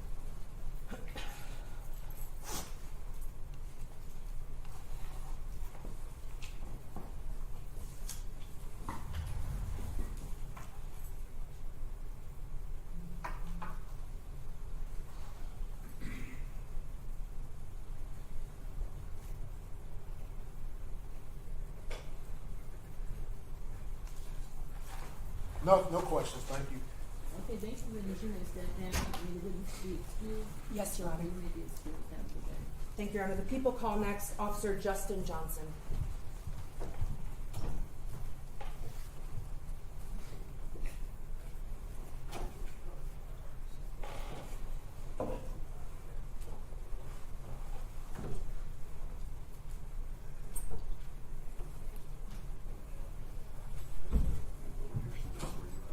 Okay, good afternoon, officer. State your name for the record and then raise your right hand. Officer Justin Johnson. Okay, thank you. You swear or affirm the testimony you're about to give is the truth and nothing but the truth? Yes, ma'am. You may be seated. Please Thank speak you. as loud and clear as you can. Prosecution may begin when ready. Thank you, Your Honor. Good afternoon, sir. Good afternoon. Can you please state your name nice and loud for the record, please? Justin Johnson, And sir, where are you currently employed? Harper Woods, City of Harper Woods, Okay, in what position? police officer, Okay, how long have you been a police officer for Harper Woods for? almost 4 years. Okay. Now I want to direct your attention to February 27th of 2026. Are you familiar with that date? Yes, ma'am. Were you working at that time? Yes, ma'am. What hours were you working? 7 a.m. till 7 p.m. Okay. Were you working alone or with a partner? I have a partner, but we're in cars by ourselves. Okay. We're single man cars. Understood. And do you recall the hours of your shift that day? 7 to 7. 7 to 7. Thank Yep. you. Were you dispatched to a location of 20668 Damon, D-A-M-M-A-N Street in the city of Harper Woods that day? Yes. Do you remember what time you were dispatched? Right around 3 p.m., I believe. Okay. And did you go to that scene? Yes. Okay, and what, if anything, did you observe? I observed a vehicle partially blocking the driveway of that above average address on Damon. Okay. And to your knowledge, was that the basis of the call about Yes. a vehicle? Yes. Okay, and what kind of vehicle did you observe when you got there? Ford Taurus, Okay. Do you remember the color? gray. Did you speak to anyone on scene? When I tried to get a hold of someone on scene, I spoke to, I believe a Mr. Ruffin, but I can't remember if it was after or before I moved the vehicle. Okay. When you get to the scene, what procedurally do you do when you get there? For an abandoned vehicle, first we, check, make sure it's abandoned, make sure that nobody's in the vehicle, vehicle's locked. We're unable to do an inventory search, so we just look inside the vehicle and inventory as best we can. Okay. This vehicle, is it a sedan or SUV, excuse me? Sedan. Okay. And were the windows tinted or not tinted? I don't believe they're tinted. Okay. And did you look in that vehicle? Yes. And what, if anything, do you see in that vehicle? I saw a couple jackets and I saw a baby seat that was tilted over and the front visor was extended. Okay. The front visor, meaning the Of passenger seat? Of the baby seat. I don't know what it's called, the thing that flips over. Okay. Were you able to see inside of that car seat, or No. baby seat, excuse No. me? Okay. Did you see anything unusual in that vehicle that caused you concern? No. Okay. And how long did you look in that vehicle for? I would say probably about a good 5 minutes or so. Okay. Now, to conduct an inventory search, do you actually have to go inside of that vehicle? To conduct the actual inventory search, a thorough inventory search, correct, you have to be inside the vehicle. Okay. And were you able to get inside this vehicle? No. Okay. Why not? Vehicle was locked at the time. If a vehicle is locked procedurally, what do you have to do? Observe as best we can from the outside. We're not allowed to open it unless extensive circumstances. Okay. At that time, did you have exigent circumstances to get into that vehicle? No. Okay, so what, if anything, did you do next?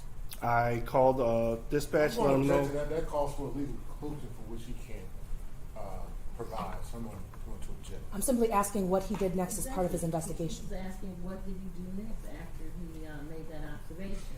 So he overruled, he can proceed to the can. I called dispatch, let them know that I needed a tow. Okay. And to your knowledge, was that car towed? Yes. By whom? Woods Towing, Okay. And was it same day? same day. Okay. How long were you with that vehicle for that day? Probably altogether 10, 15 minutes maybe on that call. Okay. No further questions, Judge. Thank you. Officer Johnston. Johnson? Yes, sir. All right. Good afternoon, sir. How are you? Afternoon. All right. Just got a couple questions for you. Yes, sir. You indicated that a thorough inventory search requires that you go inside a vehicle. Is that correct? Yes, sir. Okay. And at any point, did you ever ask the tow truck driver whether he had the ability to unlock the vehicle? That's not in our policy, sir. I didn't ask you that. My question is, did you actually ask the tow truck driver if he had the ability to unlock the vehicle? No, because that was never my policy, so I would never ask him that. Okay. Now, you indicated you got there about 3 o'clock p.m. Is that correct? Yes, sir. All right. And at 3 o'clock p.m., I'm assuming there was daylight, correct? Yes, sir. All right. And you said the windows were not tinted. Is that correct? Yes, sir. All right. And I see you have a flashlight equipped on your body. Did you use that flashlight to illuminate the interior of the vehicle and look inside the vehicle? No, sir. Okay. Did you look through the both driver and passenger side, front driver and passenger side of the vehicle? Yes, sir. Did you look through both the rear driver and passenger side of the vehicle? Yes, sir. Did you look at the floorboard?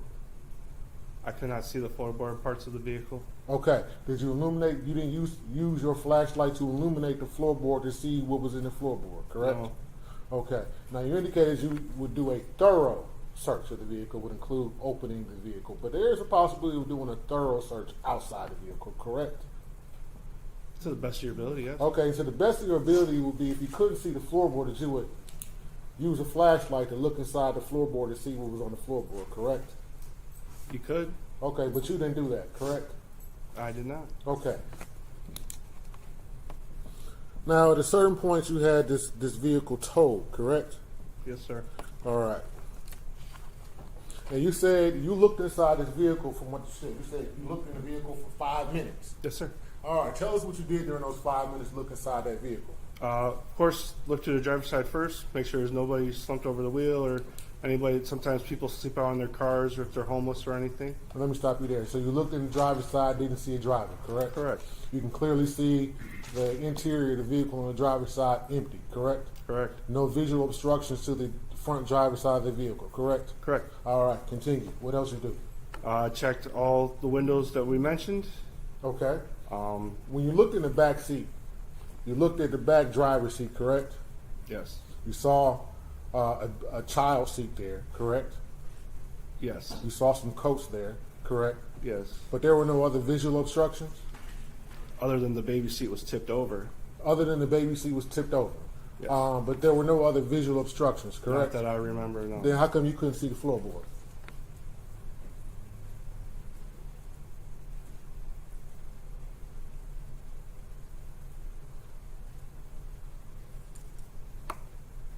Is that a question for me? It is. How come you couldn't see the floorboard? If there were no visual obstructions to the vehicle in its broad daylight, 3 o'clock on the 27th of February, how come you couldn't see the floorboard? Due to the baby seat being tipped over. But did that obstruct the entire floorboard? It obstructed the entire side of that floorboard, correct. Okay, but you just told us there was no visual obstructions. In the front seat, yes.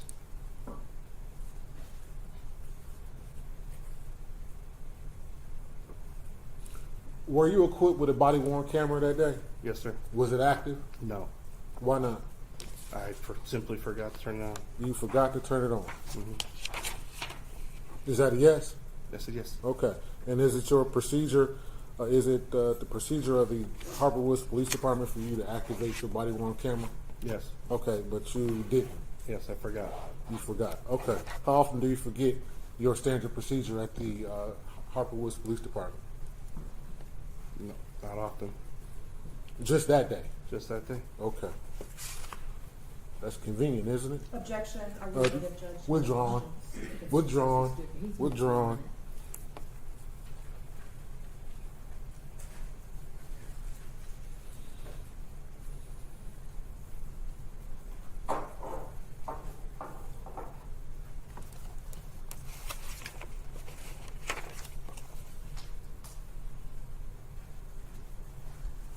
Did you ever talk to Officer Townsend of the Detroit Police Department? I did not. Okay. Did you learn that upon him seeing the vehicle, he found the baby immediately? I did not talk to him or anything. Nothing further? No reduction. Okay, thank you, Officer Johnson. Yes, ma'am. Can the officer be excused? Yes, please, Okay, Judge. thank you. That's good. Your Honor, the people call Ms. Deborah Robertson.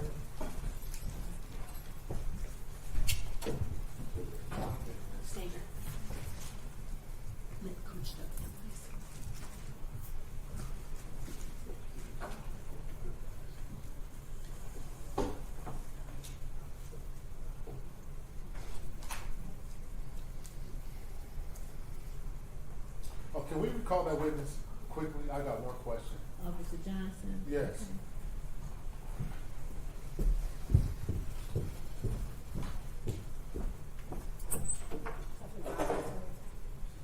Okay.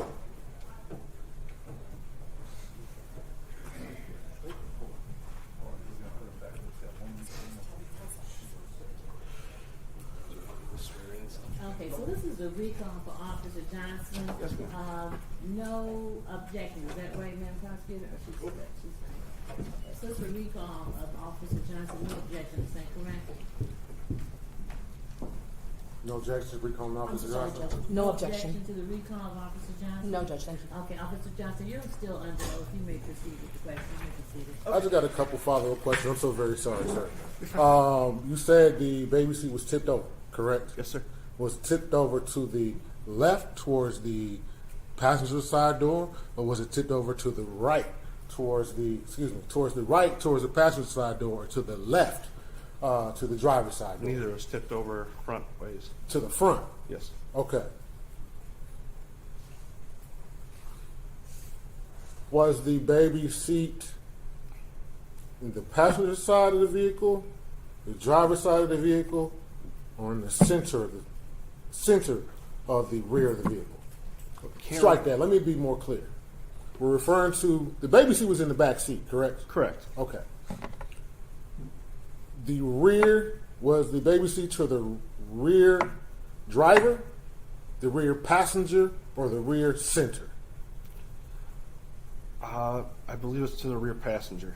Rear passenger.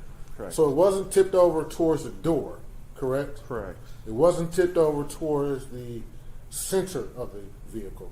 Mm-hmm. It was tipped forward. Yes. Okay. Nothing further. Okay, anything else? No, Judge, thank you. Thank you, Officer Johnson, you may be excused. Thank you. Wait, one more question. Was the baby seat strapped in?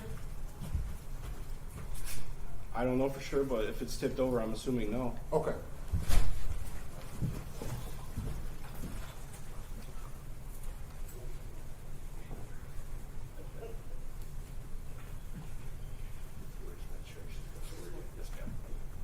Okay, step forward, witness, state your name for the record, and then raise your right hand.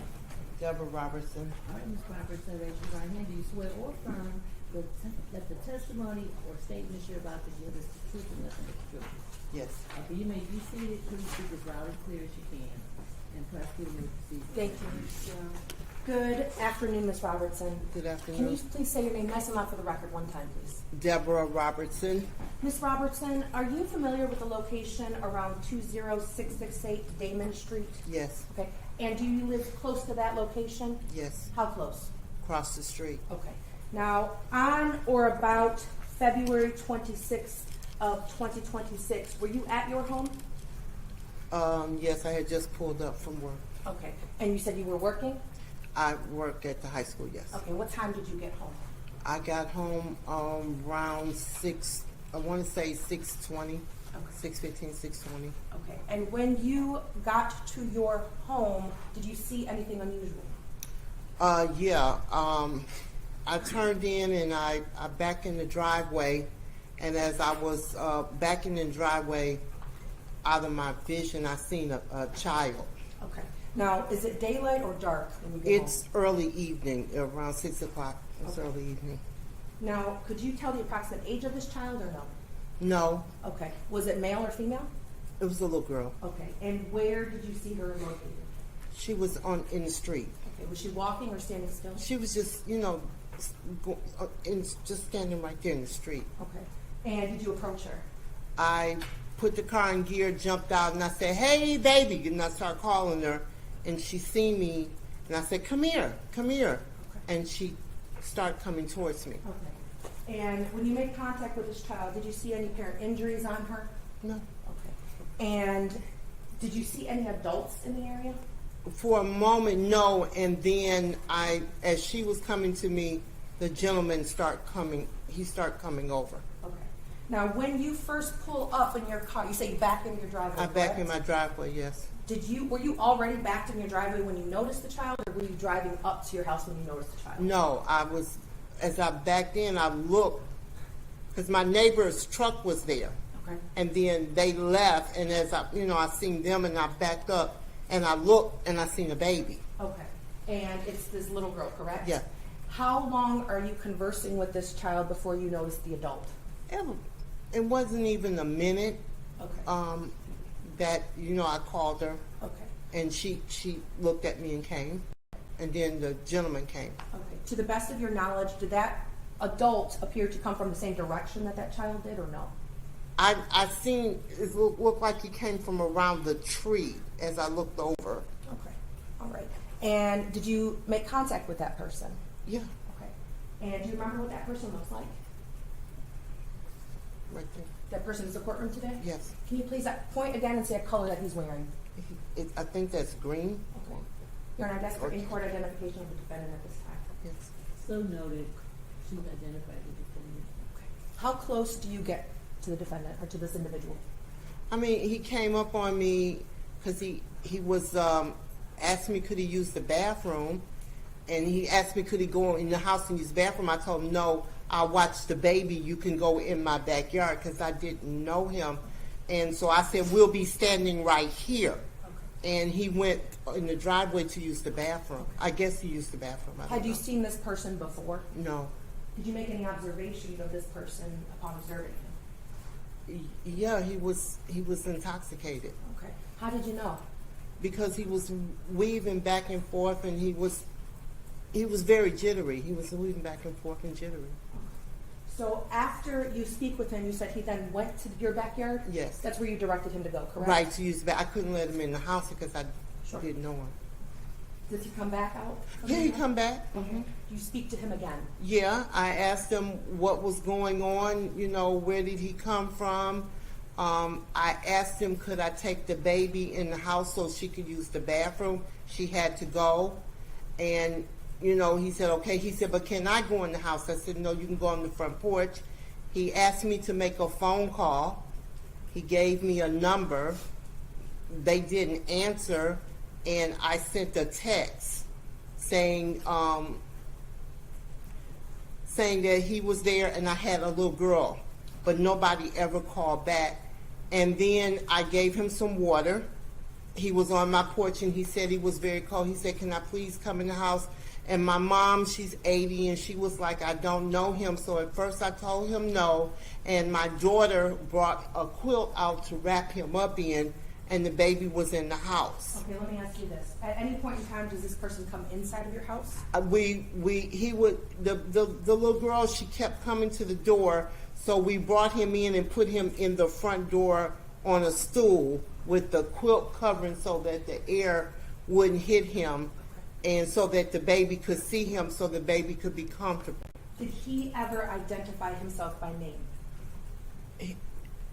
He said a name, but I think he said Mingo, but I wasn't sure because, he was talking real fast and everything, and I was trying to see where he lived at. So I asked him where he lived at. I wanted to get him and the baby home. Did he ever tell you where he lived at?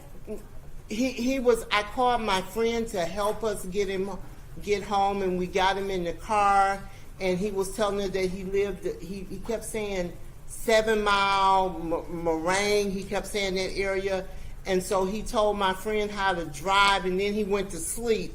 And my friend said, let him sleep until we get in the area. And then we kept going in circles for a minute. And then all of a sudden we turned down the street, and he said, down there, I live down there. And then he told us to make a sharp left into an alleyway. And he told us to go down, and sure enough, we went down, and he said, right there. And I put the baby outside, and he got out the car, and him and the baby went in the house. Did he ever identify who that child was to him? He said that was his daughter. Okay. And you said he fell asleep in the vehicle? Yeah, he dozed off, but he woke right back up. Okay. Do you remember how long that drive was from your house to that location in Detroit? I mean, because we kept going in circles trying to find it, for him to show us. It was a little over 20-25 minutes. I mean, if I was to go there now, I could go there in 10 minutes. But, we kept going in circles.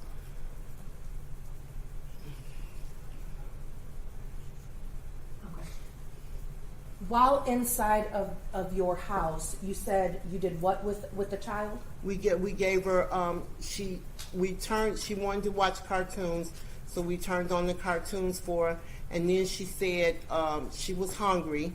So we gave her some juice and a couple cereal bars. We gave him a cereal bar, and we gave him another bottle of water, to make sure, she used the bathroom again. And then when I asked my friend, I said, can you please come, because I'm going to get him home. He said, you don't need to take him by yourself, wait. And he came from work, and he said, I'm going to help you get him home. Okay. This person that approached you, did he mention anything about a vehicle? Well, when we were taking him home, we pulled in the driveway, and he was talking about his car. Do you remember exactly what he said about his car? He said, that's my car. He said that the V left with the keys. That's what he said, because I patted him when he said key, and I patted him. He didn't have any keys. Okay. And so we just took him home. Our mission was to get him and the baby home. Okay. Safely, because I didn't want him trying to walk with that baby. It was cold outside. Thank you so much. No further questions, Judge. Thank you. Okay, cross-examination. How are you, ma'am? I'm fine, thank you. Got a couple questions for you. I'm gonna Yes. do real quick. You indicated you patted him down, correct? Yeah, And you didn't find any keys on him, correct? No. And he told you a B had the keys. That's what he said, but I didn't know what that was about. No disrespect, but you say a B would be a woman? Yeah, Okay. but I'm just saying I didn't know what he was, So he was referring to a woman had the keys? Yeah, that's what he said. Okay. You weren't going to let him drive, correct? No. All right, now you said 20668 Damon is across the street? Yes. Okay, so you clearly saw the car there? Yes. Okay. Now you said you got home at around 6 o'clock p.m.? 6:20. About 6:20 p.m.? Mm-hmm. And that was 6:20 p.m. on February 26th, correct? Yes. Okay. Now, you talked to some neighbors that day, around that evening, around that time? Yes. All right. And without telling me what other people said, did you learn that he had a fight with a woman on the lawn? That's what they said. Yeah, Okay. I didn't know. Without telling me what someone else said, I want to know what you learned, not what someone else said.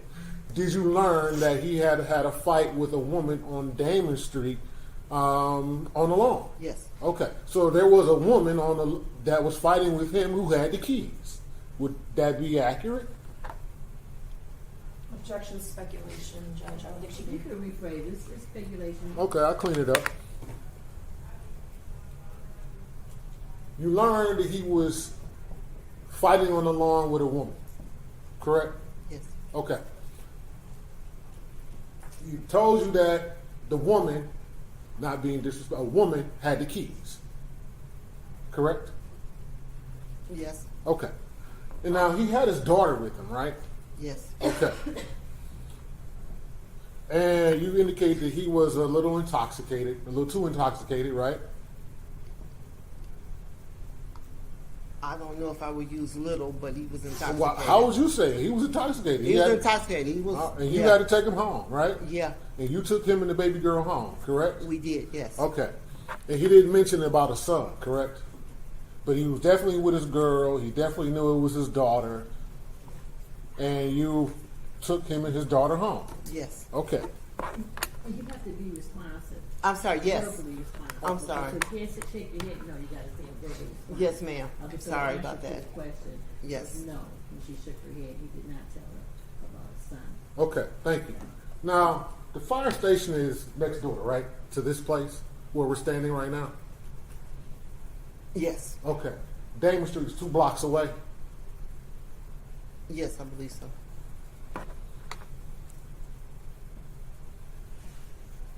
Quick walking distance, maybe like 5 minutes walking from here to Damon? Even probably less? Depending on who's doing the walking. I mean, for me, it might be 10 or 12 minutes because I walk slow. But yes. Okay.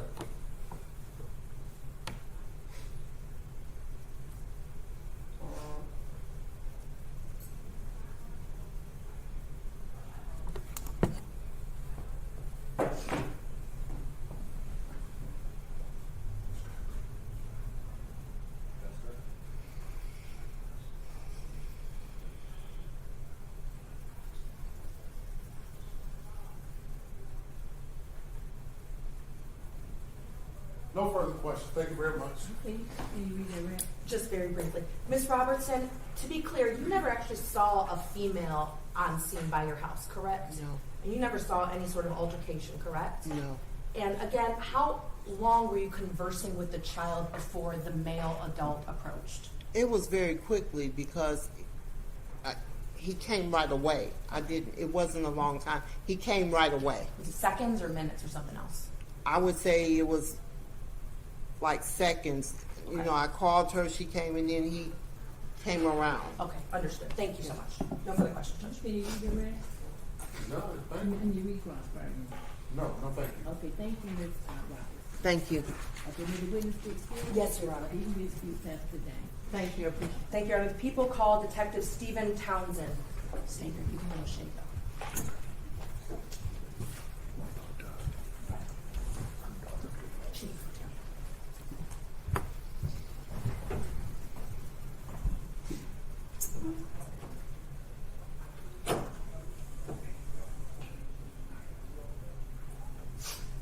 Miss Moses. Yes, How do you spell his last name? Stephen?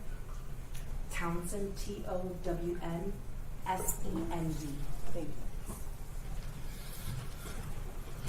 Okay, step forward, witness, raise your right hand, first state your name, please. Stephen Townsend. Okay, raise your right hand, do you swear or affirm that the testimony or statement you're about to give in the court is the truth and nothing but the truth? I do. Okay, thank you, you may be seated, and prosecutor may begin. Thank you, Judge.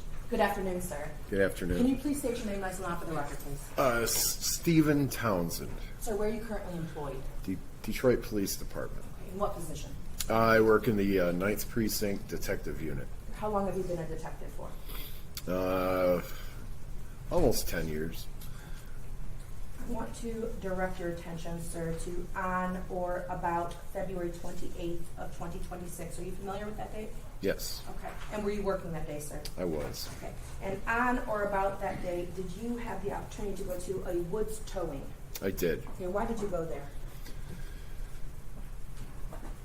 I went there in search of a child. Did you have any information leading up to your going to the woods towing about what you were looking for? There was information that a vehicle, a Ford Taurus, was towed to that lot from a location in Harper Woods, and I had the VIN number to the vehicle. Okay. And you subsequently went to woods towing, correct? Correct. Did you go by yourself or with someone else? I went by myself. Okay. And did you locate a particular vehicle there? I did. And what kind of vehicle was that? It was a silver Ford Taurus. I don't recall the year of it. Okay. And can you tell me about the outside of the vehicle, what it looked like? Anything noticeable? Nothing that stood out. The windows were clear. You know, you could see inside of the vehicle. Okay. And did you look into the front of the vehicle? I did. Okay. And did you see anything there? No. Okay. And did you look in the back of the vehicle? I did. Okay, and you said these windows are not tinted, correct? They are not tinted, no. Okay, and what, if anything, did you see in the back of that vehicle? I saw, initially, I saw a child seat. Okay, tell me about that seat. What did it look like?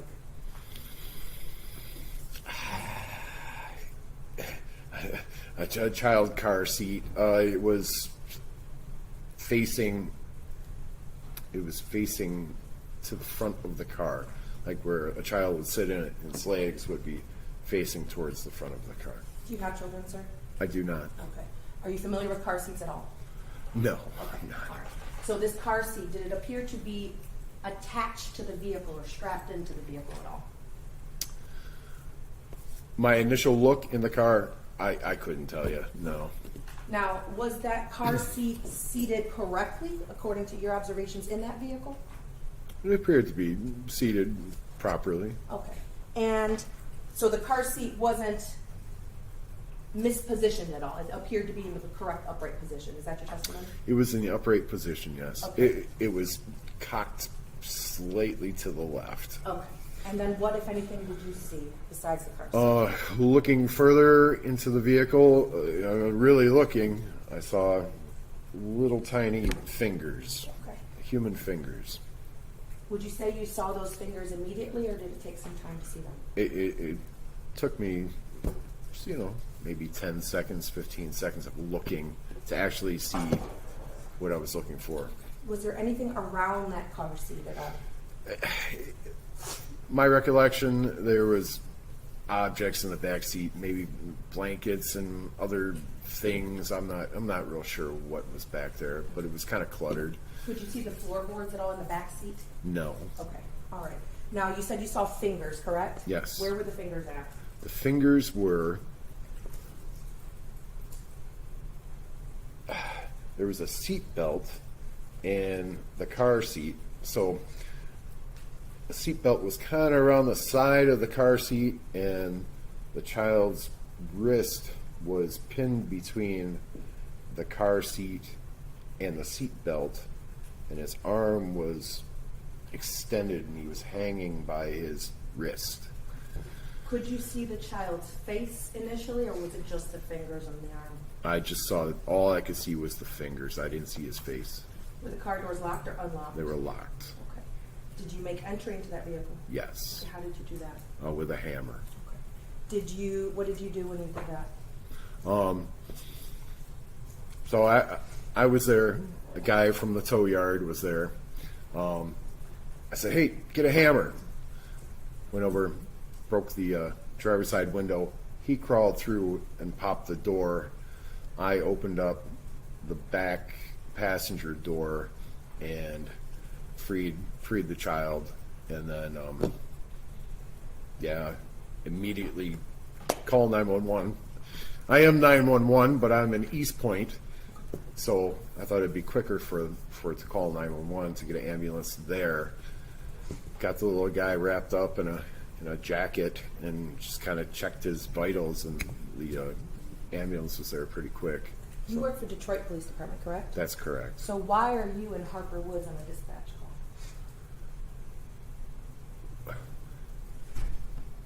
call? Prior to this, Miss Shoulders came into the 9th Precinct. We're on Gratiot and Gunston, stating that.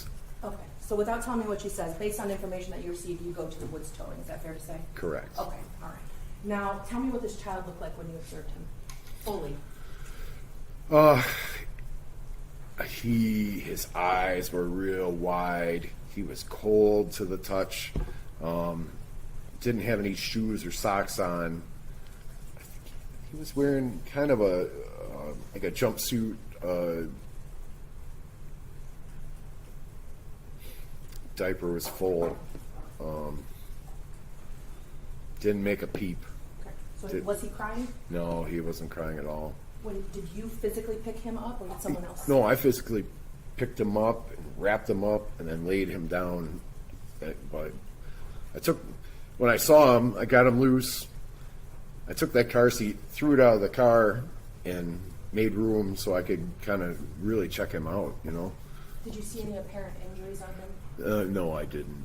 Would you touch his skin, correct? Yes. And what did that feel like? It was cold to the touch. Okay. And did you look anywhere else within that vehicle? I didn't, no. Okay. Are you aware if any keys were found in that vehicle? I have no idea. Okay, that's all right. What did you do next after you remove that child from the car? Got 911, East Point dispatch, called for units, called for ambulance, and medics came and started rendering aid, and I was that was about the end for me, Okay. So did you do anything else as part of the investigation? You're a part of the investigation? No. To your knowledge, was that child taken for medical treatment anywhere? He was taken to St. John Hospital. No further questions. Is it Sergeant Townsend? What is it? Corporal. Corporal. How you Yes, doing, sir. Corporal? Good afternoon. I just got a few questions for you. Yes, sir. I appreciate you going finding this kid. You were there all of 10 seconds when you found that child, correct? Yeah, it wasn't long. Okay. So you get to the police station, you get to the Woods towing, you see the car, you look through the front window, didn't see anything, correct? Correct. Go to the back window, you look in, see the little fingers, correct? Yes, sir. Took you 10 seconds to find the child, right? Somewhere in that region, yes, sir. Would you believe somebody would have taken 5 minutes looking at that car and didn't find that child? Would you believe that? Yes. Why? Well, 5 minutes and you found him in 10 seconds. Okay. Go ahead, I'm listening. Now, my initial observation, if I wasn't looking for a child, I wouldn't see a child. I mean, he's a little guy, and the way he was positioned. Now, who knows how long he had been like that, but the way he was kind of twisted, flipped out of the car seat and hanging, like it was really obscured. Like if you walked up to the car and you said, I don't see anything, you wouldn't see anything. But really looking with a fine eye, yes, you could see the fingers. But I had that in my mind that I was going to look for a child, You had it in your mind that you were going to look for the child, so you looked in the car and you saw a child in 10 seconds. But you saying a person who wasn't looking for a child, who looked in the car for 5 minutes, wouldn't see the kid? Ask and answer, Judge. Allow it for clarification. Well, I can't tell you what someone else would see. Thank you. Nothing further. All right, can you read that right? No, Judge, thank you. Okay, thank you. Clerk will have to go down. And the officer can be released. Yes, Your Honor. You may be released. Your Honor, the people call Officer Luke Pauley.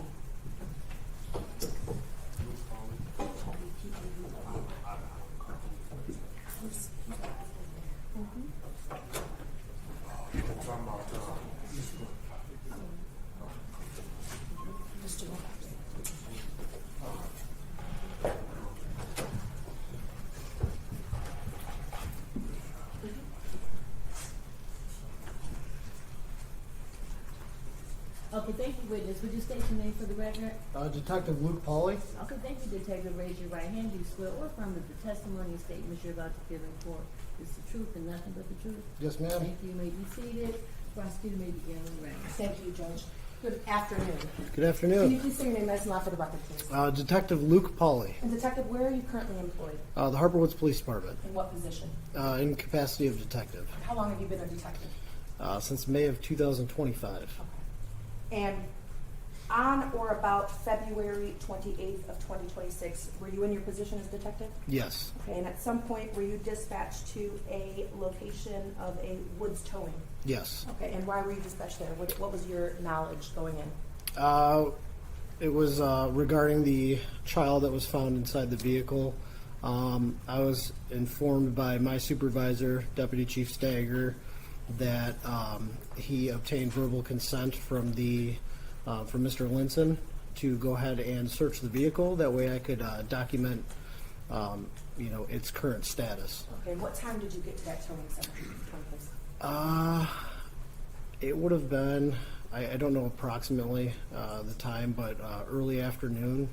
Okay. And did you go by yourself or with someone else? I was by myself. Okay. And procedurally, when you get there, what do you do? I photographed the car as it sits, the whole exterior, the license plate, and then I proceed to make my way into the vehicle after I take pictures of the exterior of the car. Okay. And what, if anything, was found inside of that vehicle? that you documented? Only thing of note that I did locate, one of the things was a key to the vehicle. Okay. And where was that located at? It was in the driver's side door, inside the small panel where you'd put like envelopes or. And how did you confirm that that was the key to the vehicle? I started the vehicle with that key. Did you locate a car seat in the back as well? I did. Okay. And was it positioned in a particular way? It was. So when I found the car seat, that was the way it was, and I actually had to contact Detective Townsend from the Detroit Police Department, who was there when they did find that child, and confirm its position when he recovered the child from the car. But the way that he had told me how it was set up, which was confirmed to him by photos that I sent over to him, the car seat was pushed forward with the top of the car seat kind of rested against the back of the front passenger seat. And it was in the rear passenger side seat. That's where it was located. And the canopy for the car seat was, I guess, extended. And when you got to the scene, is that how the car seat appeared to be, or was it different? It was different because obviously the child was taken out of the seat. And you weren't the first one there, correct? Correct. Okay.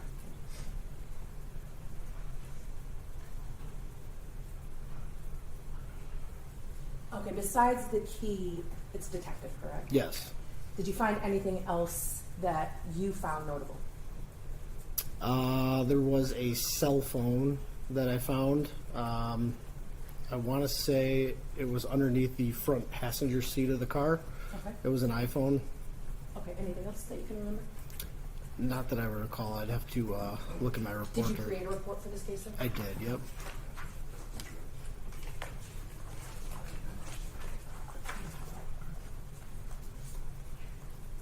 We may have one moment, Judge.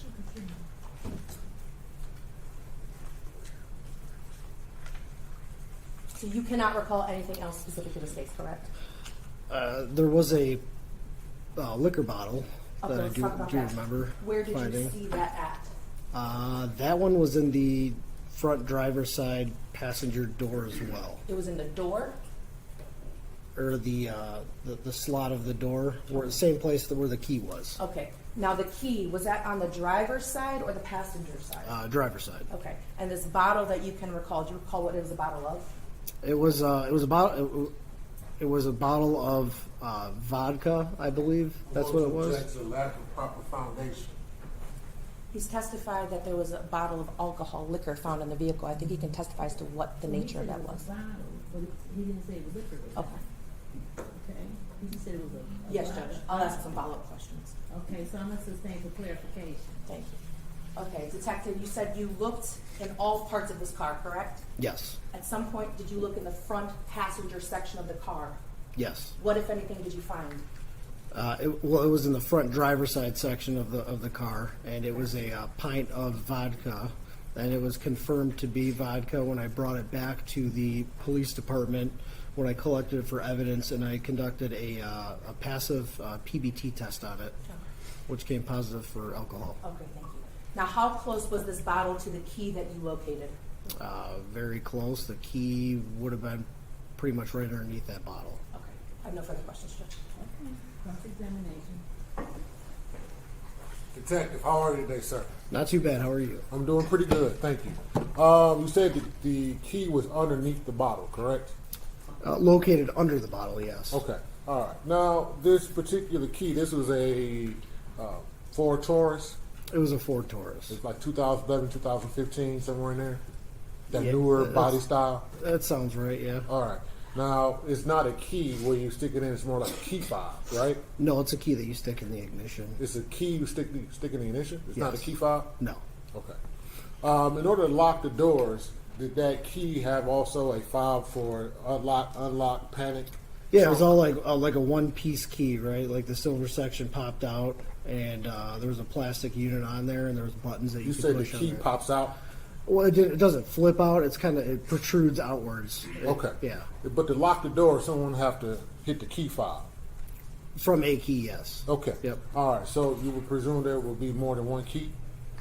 There could be, or somebody could lock the door from the inside of the car too by hitting the lock button manually and closing the door, forgetting they left their key in there. Okay. So all four doors at one point were locked? Yes. Okay. And so in order to get the door to lock, someone either had to hit the key fob to lock all four doors, or presuming the other three doors are already locked and will have to manually hit the lock to lock the driver door for all four doors to be locked. Yeah, or hit the lock button, and it'll probably lock all the doors itself when you close it. Got it. Okay.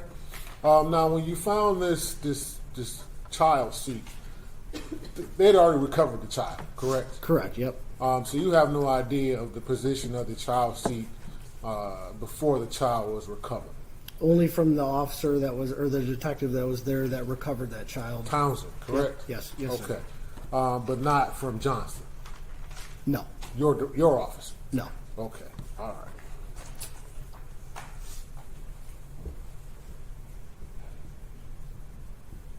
Nothing further. Thank you. Any need of that? No, we don't. Okay, thank you. Okay, so we're gonna sit down and be reviewed. Thank you, Your Honor. I have one more witness, Your Honor. That'd be my officer in charge, Detective Ted Stager. Step forward, state your name for the record. Ted Stager, Harper Woods Police Department. Okay, raise your right hand, you swear or affirm the testimony and statements you're about to give is the truth, nothing but the truth. I do. Okay, you may be seated, prosecutor. Thank you. Good afternoon, sir. Good afternoon. Can you please state your name for the record? Ted Stager, Okay, and sir, where are you currently employed? the Harper Woods Police Department, In what position? Deputy Chief of Police. And how long have you been in your position? Deputy Chief since 2015, been a police officer for 30 years.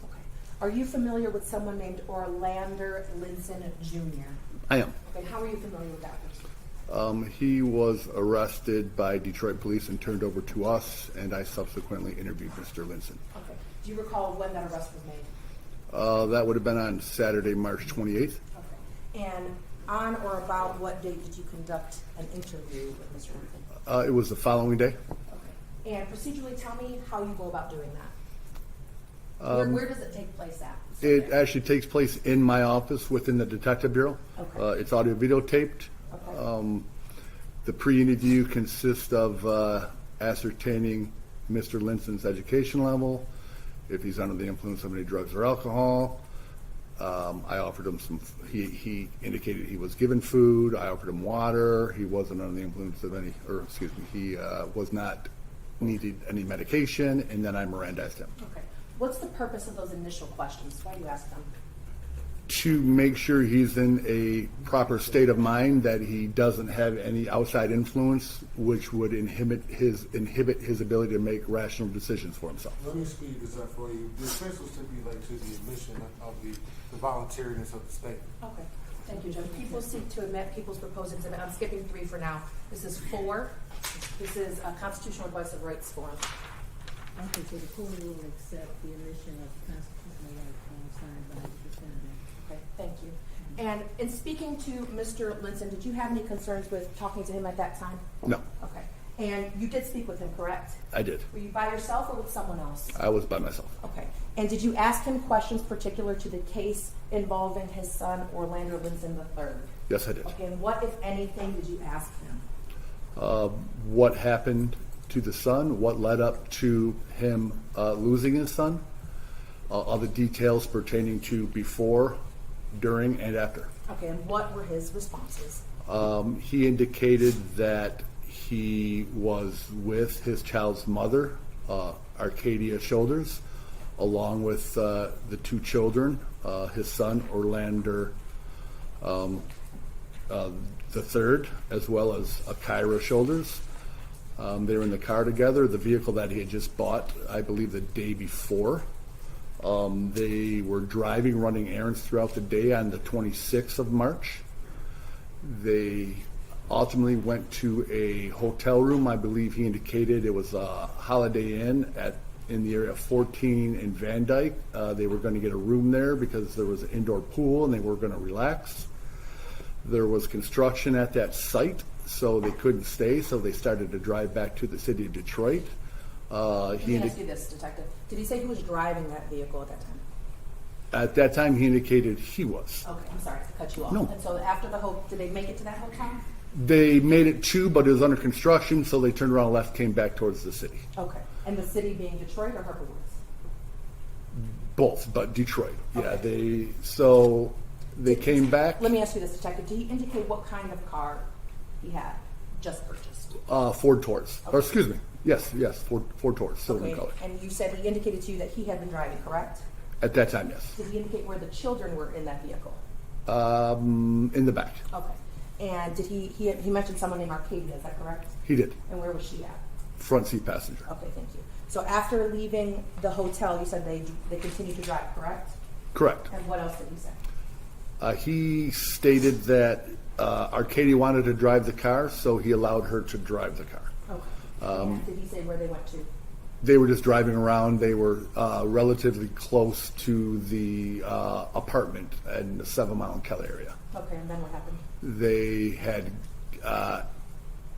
he indicated that Arcadia was driving erratically, and he was upset about that, and they started to argue about how she was driving the car. She pulled the car over. He was upset. He took her coat from her, and then he indicated that Arcadia's shoulders exited the car and walked away from the vehicle. Did he say whereabouts that car had stopped at? He believed it was somewhere on Kelly Road near his brother's house, and he specifically stated the street as Fairmount. Okay, is that location in Detroit or Harper Woods? Fairmount is in Detroit. Okay. And what else did he say? Did he get back into that driver's seat according to him? He did. He said that he ended up getting back in the driver's seat. He drove off with the two children. He said he drove to his brother's house, Eric Smothers. He knocked on the front door while the kids were in the car. Nobody answered, he never went in the house. And then he said he left that location, and that's the last thing he remembers. He blacked out. Okay. Did he say he had been drinking anything that day? He indicated he was drinking that day. Did he indicate what or how much? Vodka, but not how much. Okay. Did he indicate Arcadia had been drinking as well? He did. Okay. And did you ask him where he left that vehicle at, the ultimate stopping location? I did. Okay. And did he have a response? He had no idea. Okay. You might have one moment, Judge.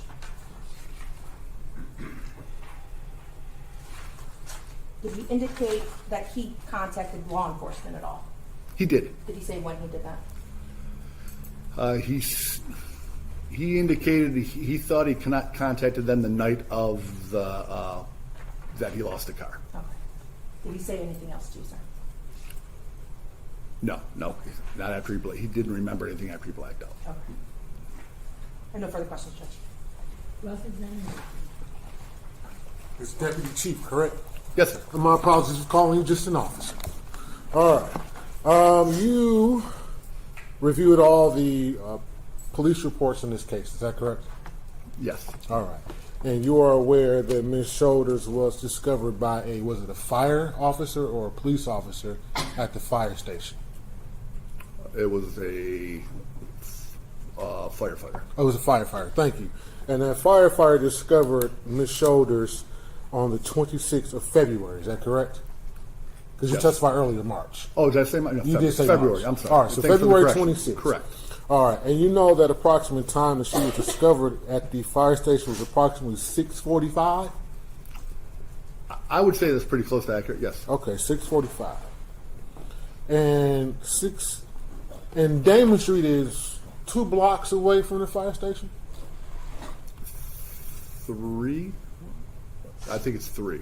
3 blocks from the fire station. Now, you heard Ms. Robertson testify that she saw my client at 6:20 p.m. on Damon Street, correct? No, she did not testify. She testified to that, right? No, she did not. Did she testify that she got home and saw the about child in the 6:20. street? She testified that she got home at 6:20. Okay. And she testified when she got home, she saw the child in the street. Correct. Okay, and shortly thereafter, she saw Mr. Linson, correct? Correct. Okay, so she got home, saw the child, and saw Mr. Linson, correct? Yes. Okay, and she says she got home at 6:20, correct? Approximately. Okay. Now, you indicated that at a certain point, Ms. Shoulders was driving the car, correct? I don't know if Ms. Shoulders was driving the car. All right, but you learned from Mr. Linson's statement that she was driving the car erratically. At a certain point, she pulled over and got out. I know what Mr. Linson told me. Okay, and that's what he told you, correct? Correct. Okay.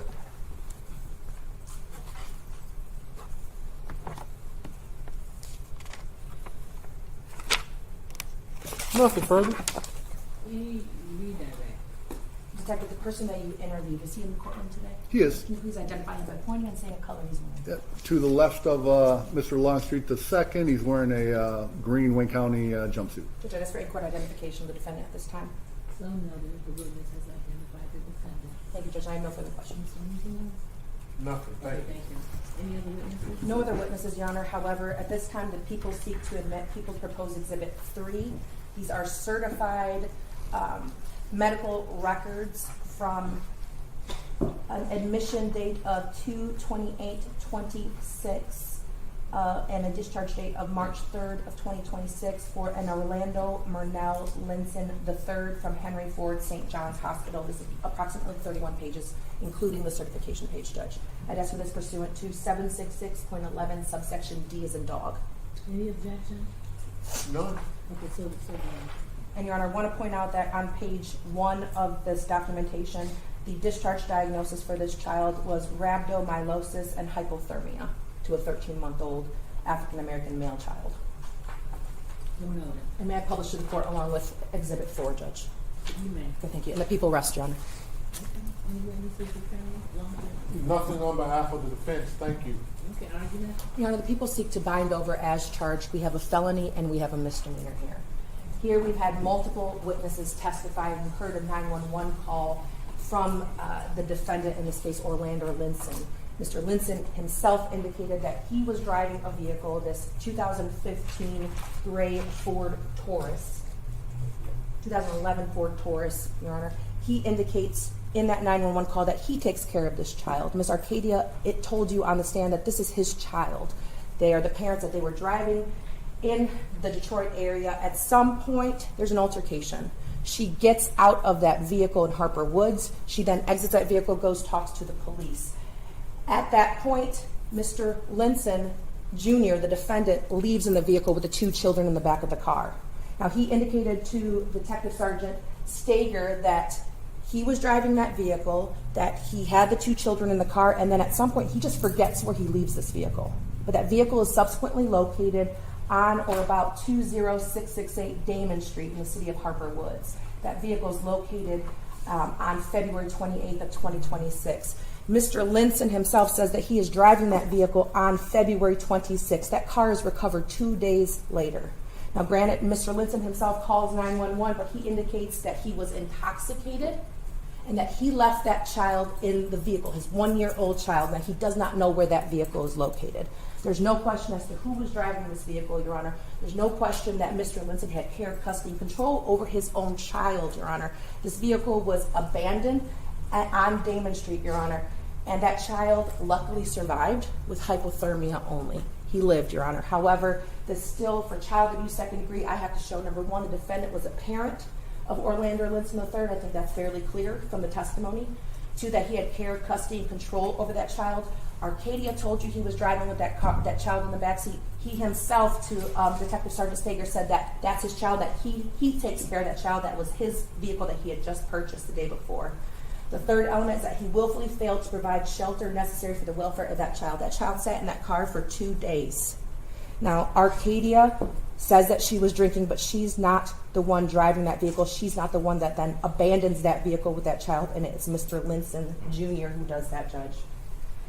That child was left for 2 days in that vehicle, subsequently found by police at the Woods towing. The fourth element is that as a result, that child suffered serious physical harm. Your Honor has the medical records in front of you, hypothermia and then rhabdomyolysis, I believe it's called, Your Honor. These are conditions that could be serious to a 13-month-old child. The medical records reflect that, Your Honor. As such, and the child is only 13 months old. As such, Your Honor, for probable cause purposes, I've met my burden and I ask that you bind over as charged. Thank you. The defense will respectfully request that the court dismiss the count one, which is child abuse second degree. The prosecution has failed to meet each and every element for purposes of probable cause. The elements are that the defendant knowingly and intentionally committed an act that was a blatant disregard for the safety of the child. The prosecution has failed to do that. This will be including that the defendant was aware of the risk, or the acted with conscious disregard of the consequences. The defendant acted with an omission or caused serious physical or mental harm to the child, and that they must show that the defendant willfully acted. Here what we have is, we have a situation where we have two parents that are in a car that get into, based on the testimony, totality of the circumstance, the two parents that were in a car that had an argument. One remained with the daughter, the other one abandoned the two kids. One is found at the Harper Woods Police Department shortly after abandoning the child. The other one is found by Ms. Robertson on the street with his daughter. He's with his daughter. He is intoxicated. He is taken home by Ms. Robertson. What you don't have is that my client willfully neglected his child or willfully left his child. What we believe is that he believed that his child's mother had their son. She indicated the woman had the keys to the car. She had the controls of the car. She drove the car. She's the one that locked the doors to the car. So obviously at a certain point he didn't have control of the car. She did. She locked the child in the car. What he's discovered with his daughter, and he's taken home with his daughter. He didn't mention the son. Why? Because he's assuming that his son is with his mother. Now what we have is Miss Shoulders here at a police station, taken home, and then she wants to tell you that she believes that, he left his son with his brother. Well, that's not true, because he obviously had his daughter with him. There is no showing that my client willfully or intentionally committed an act that caused the injury to his son. Also, there is an intervening cause. And the intervening cause is the sloppy work of the Harper Woods Police Department. What you have is, you have a man who was calling for help shortly after he discovers that his son is missing. At 12 midnight on the 27th, which is approximately 6 hours from when they were on Damon Street, he's calling and say, "Hey, do you have my son? Did you find my son? My girlfriend was arrested, and she was here at the police department. My girlfriend was arrested. The car is missing. I'm looking for my baby." But what does this dispatch do? Absolutely nothing. She doesn't alert officers to this missing child. He says, "Can you please put out a dispatch for this missing sedan?" What does the Harper Woods Police Department do? Absolutely nothing. They tell him to go to Detroit. So there is an intervening cause in regards to this child's injury. My client knew his son was missing shortly after he was missing, when his mother came home and said, "The son's not with me." So he starts calling and looking based on what we have on this record. Now what they want you to believe is that my client negligently left his son in his car and he was found 2 days later, and it's his fault. When clearly this young man is looking for his son shortly after he is missing. But the Harper Woods Police Department does nothing. Furthermore, you have Officer Johnson who gets there at 3:00 p.m. 18 hours, this child is now missing. Harper Woods Police Department knows he's looking for him because they got a 911 call telling where he's telling them my son is missing.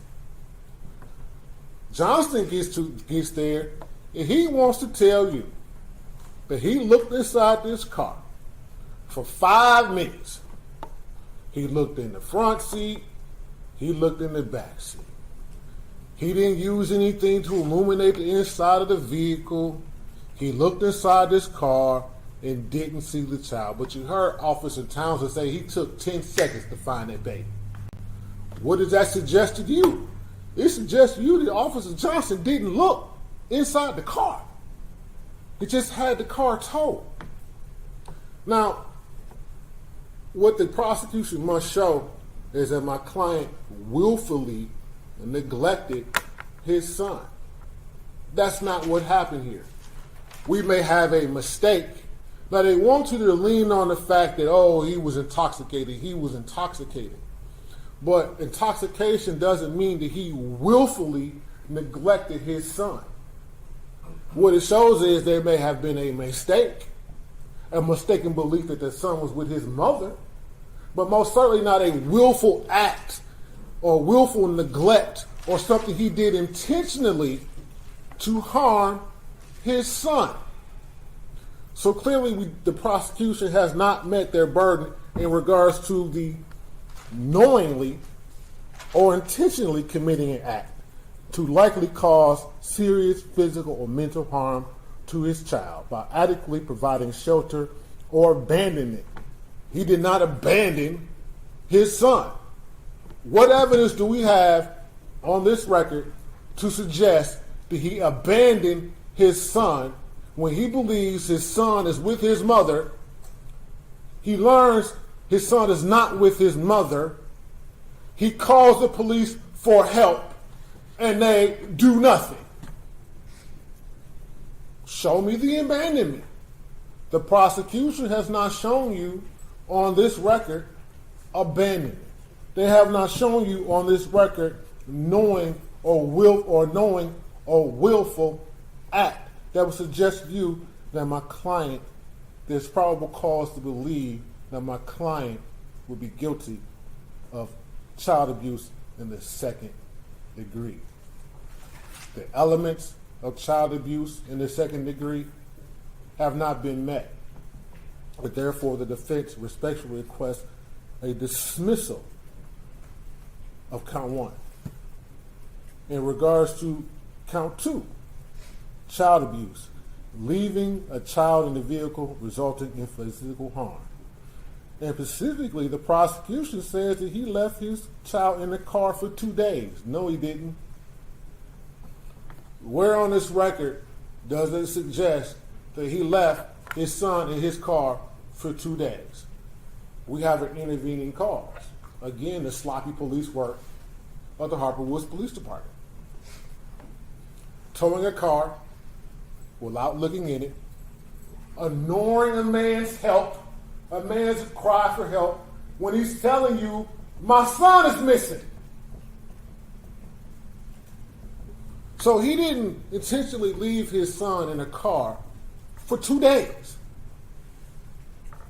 He knows his son is missing within 6 hours. He's calling for help. You clearly hear the 911 call, please, ma'am, I'm looking for my son. He's missing. Well, go to Detroit. Well, I'm glad he did go to Detroit because Detroit found him.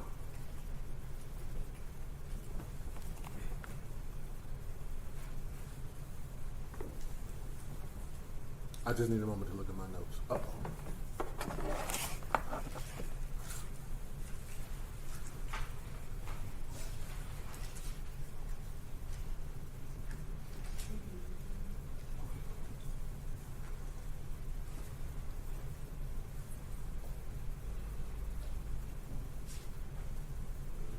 The prosecution hasn't even shown, in this case, gross negligence.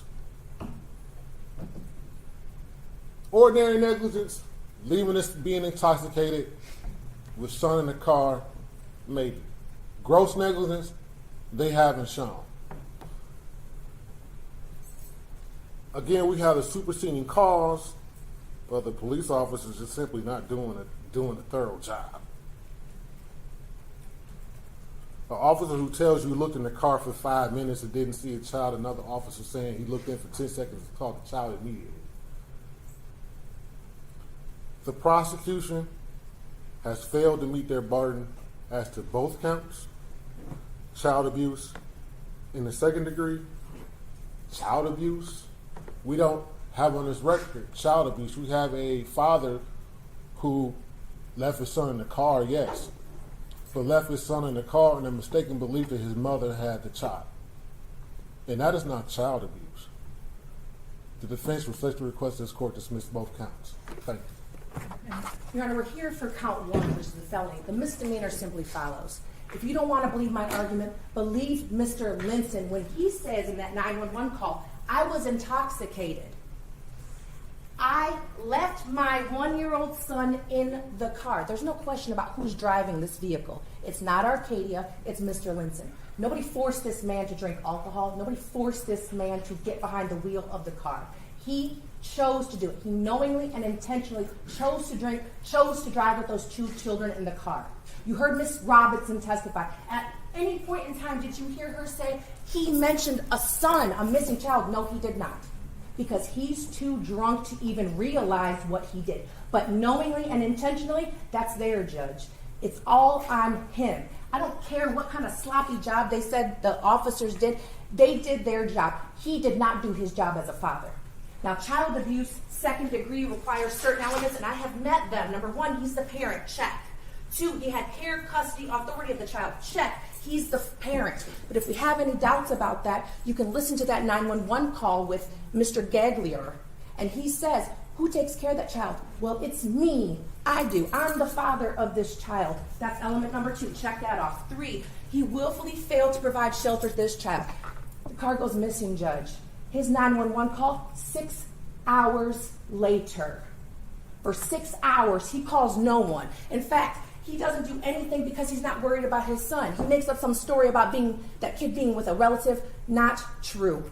No one else is driving that car but Mr. Linson Jr. Nobody else knows besides Arcadia and him. Arcadia's out that car already.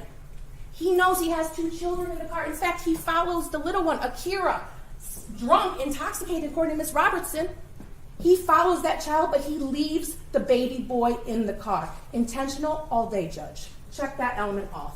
He failed to provide proper shelter to this child, and but for him doing that, that child had hypothermia, Your Honor, was left in that car for almost 48 hours, Judge.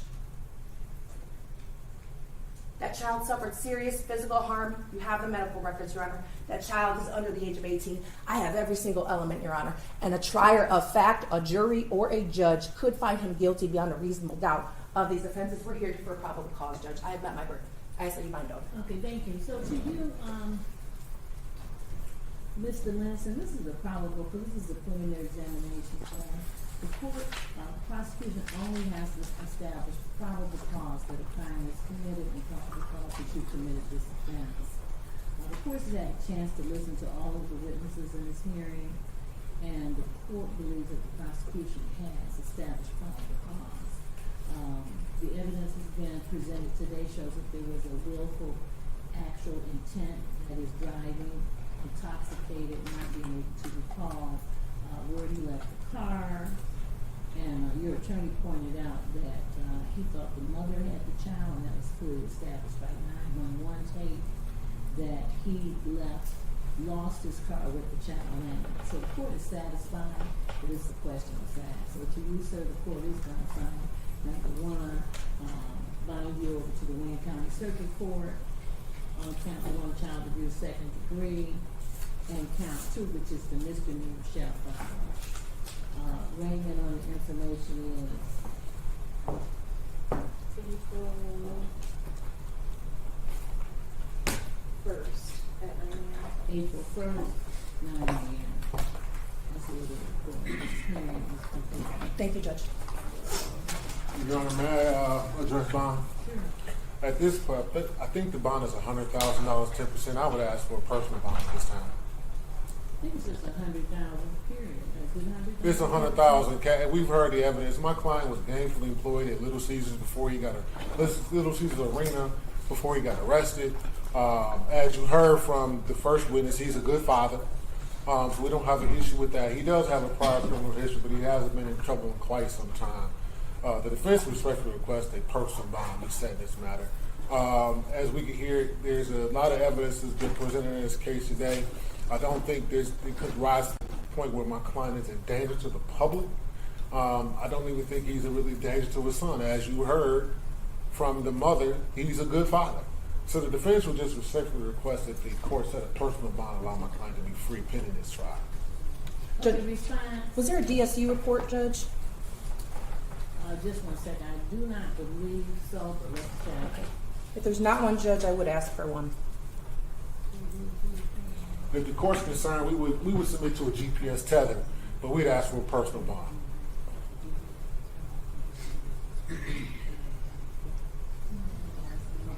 Okay, so a couple of things. Number one, the court was correct. The bond is 100,000 cash or surety, GPS tether, no contact with victim, Orlander Linson III, and no driving without a valid license. There was no DSU report requested previously. Okay, Judge, I would ask for a DSU report, but I would also ask, at the time of this report, I do not believe they had stable housing. So if he is to be released, I wouldn't know where he was going to, number one. He's going to his brother's house.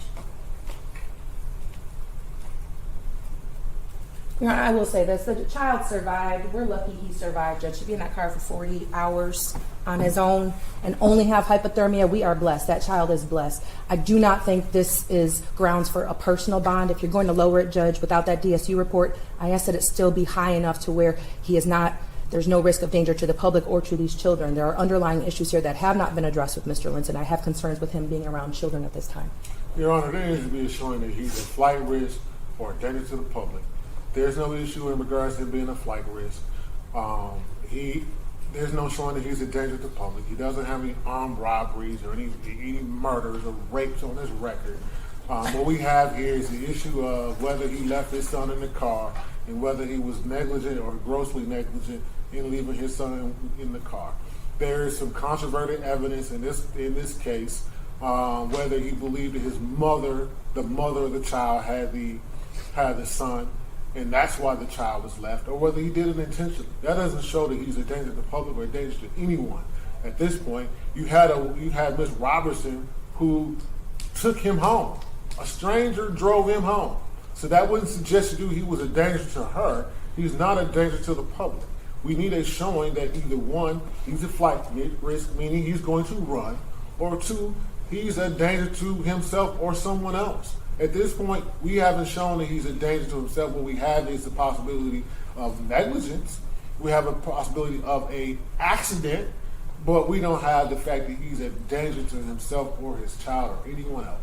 With that being said, the defense is respectfully requesting a minimum personal bond. If the court wants to set a bond, then $20,000, 10%.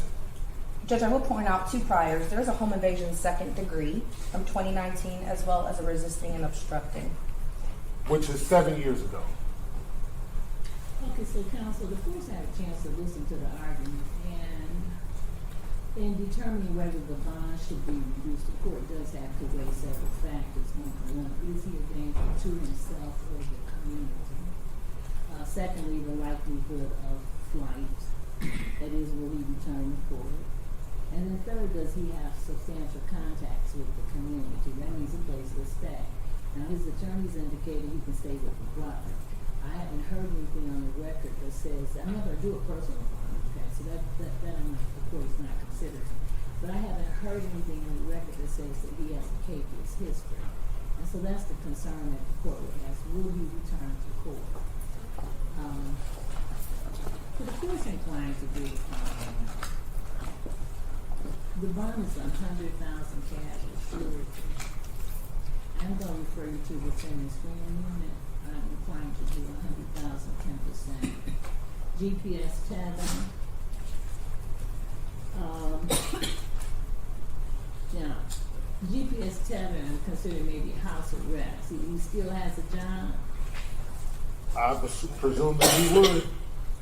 Any response to that, whether it should be house arrest or a curfew allowing him to work? Judge, if he can show proof of a job, I have no problem him keeping that job, but I'd ask to be house arrest with hours that he can leave and come. Well, the court considered 50,000 10%. Consider what would be? 50,000 10. Any response to that, Madam Prosecutor?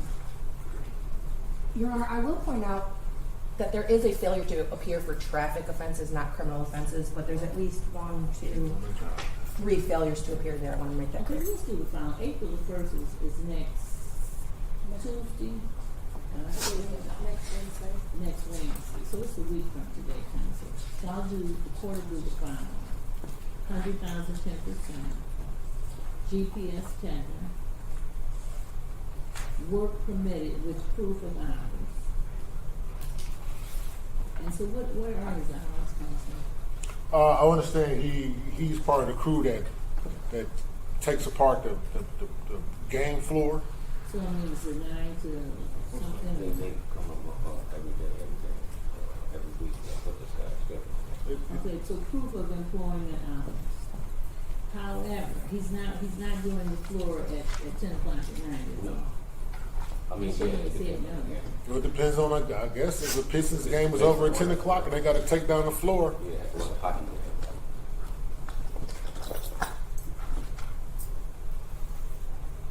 And then what time did he start to work? 5 o'clock PM? p.m., yes.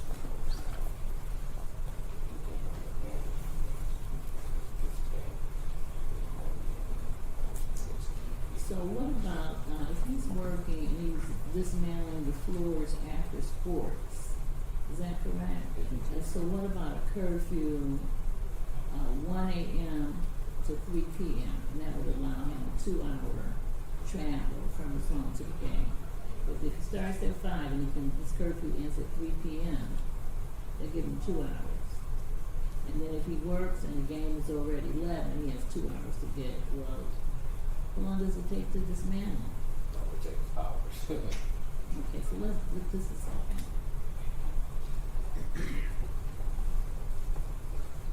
Okay, so if the game is already 11, you're saying it takes a couple of hours to dismantle the floor? Yes. Okay, so what about a 3 to 3, 3 a.m. to 3 p.m. curfew? That allow him on days work with proof of employment. Okay, so that means the following, sir. When you're not at work, you're under house arrest until April the 1st. At that time, your attorney can request a bond reconsideration before the judge at the stage of the arraignment. The court is going to request a DSU report so that judge will be in a more knowledgeable position as to what the bond should be.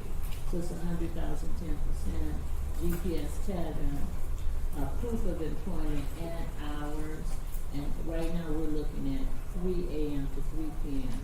your curfew. So you should be in by 3 p.m. and you can leave at 3 p.m. In by 3 a.m. and leave by 3 p.m. The counsel, if his hours extend further, clearly you can just present it to the GPS office. Okay. Okay, that's the order of the court. Now, there are some other conditions I'm going to allow them to stay. No contact at this point with his son. I'm not sure what's going on with the front of the court, but it says Judge Coleman had no contact with the complaining witness. That's Orlander Linson III. No driving without a valid license. That's the order of the court. Okay. There must be a GPS teller to the brother's home. They're going to ask for proof of where you're going to be staying. Okay, have a good day. Thank you, All right, Judge. thank you. Thank you.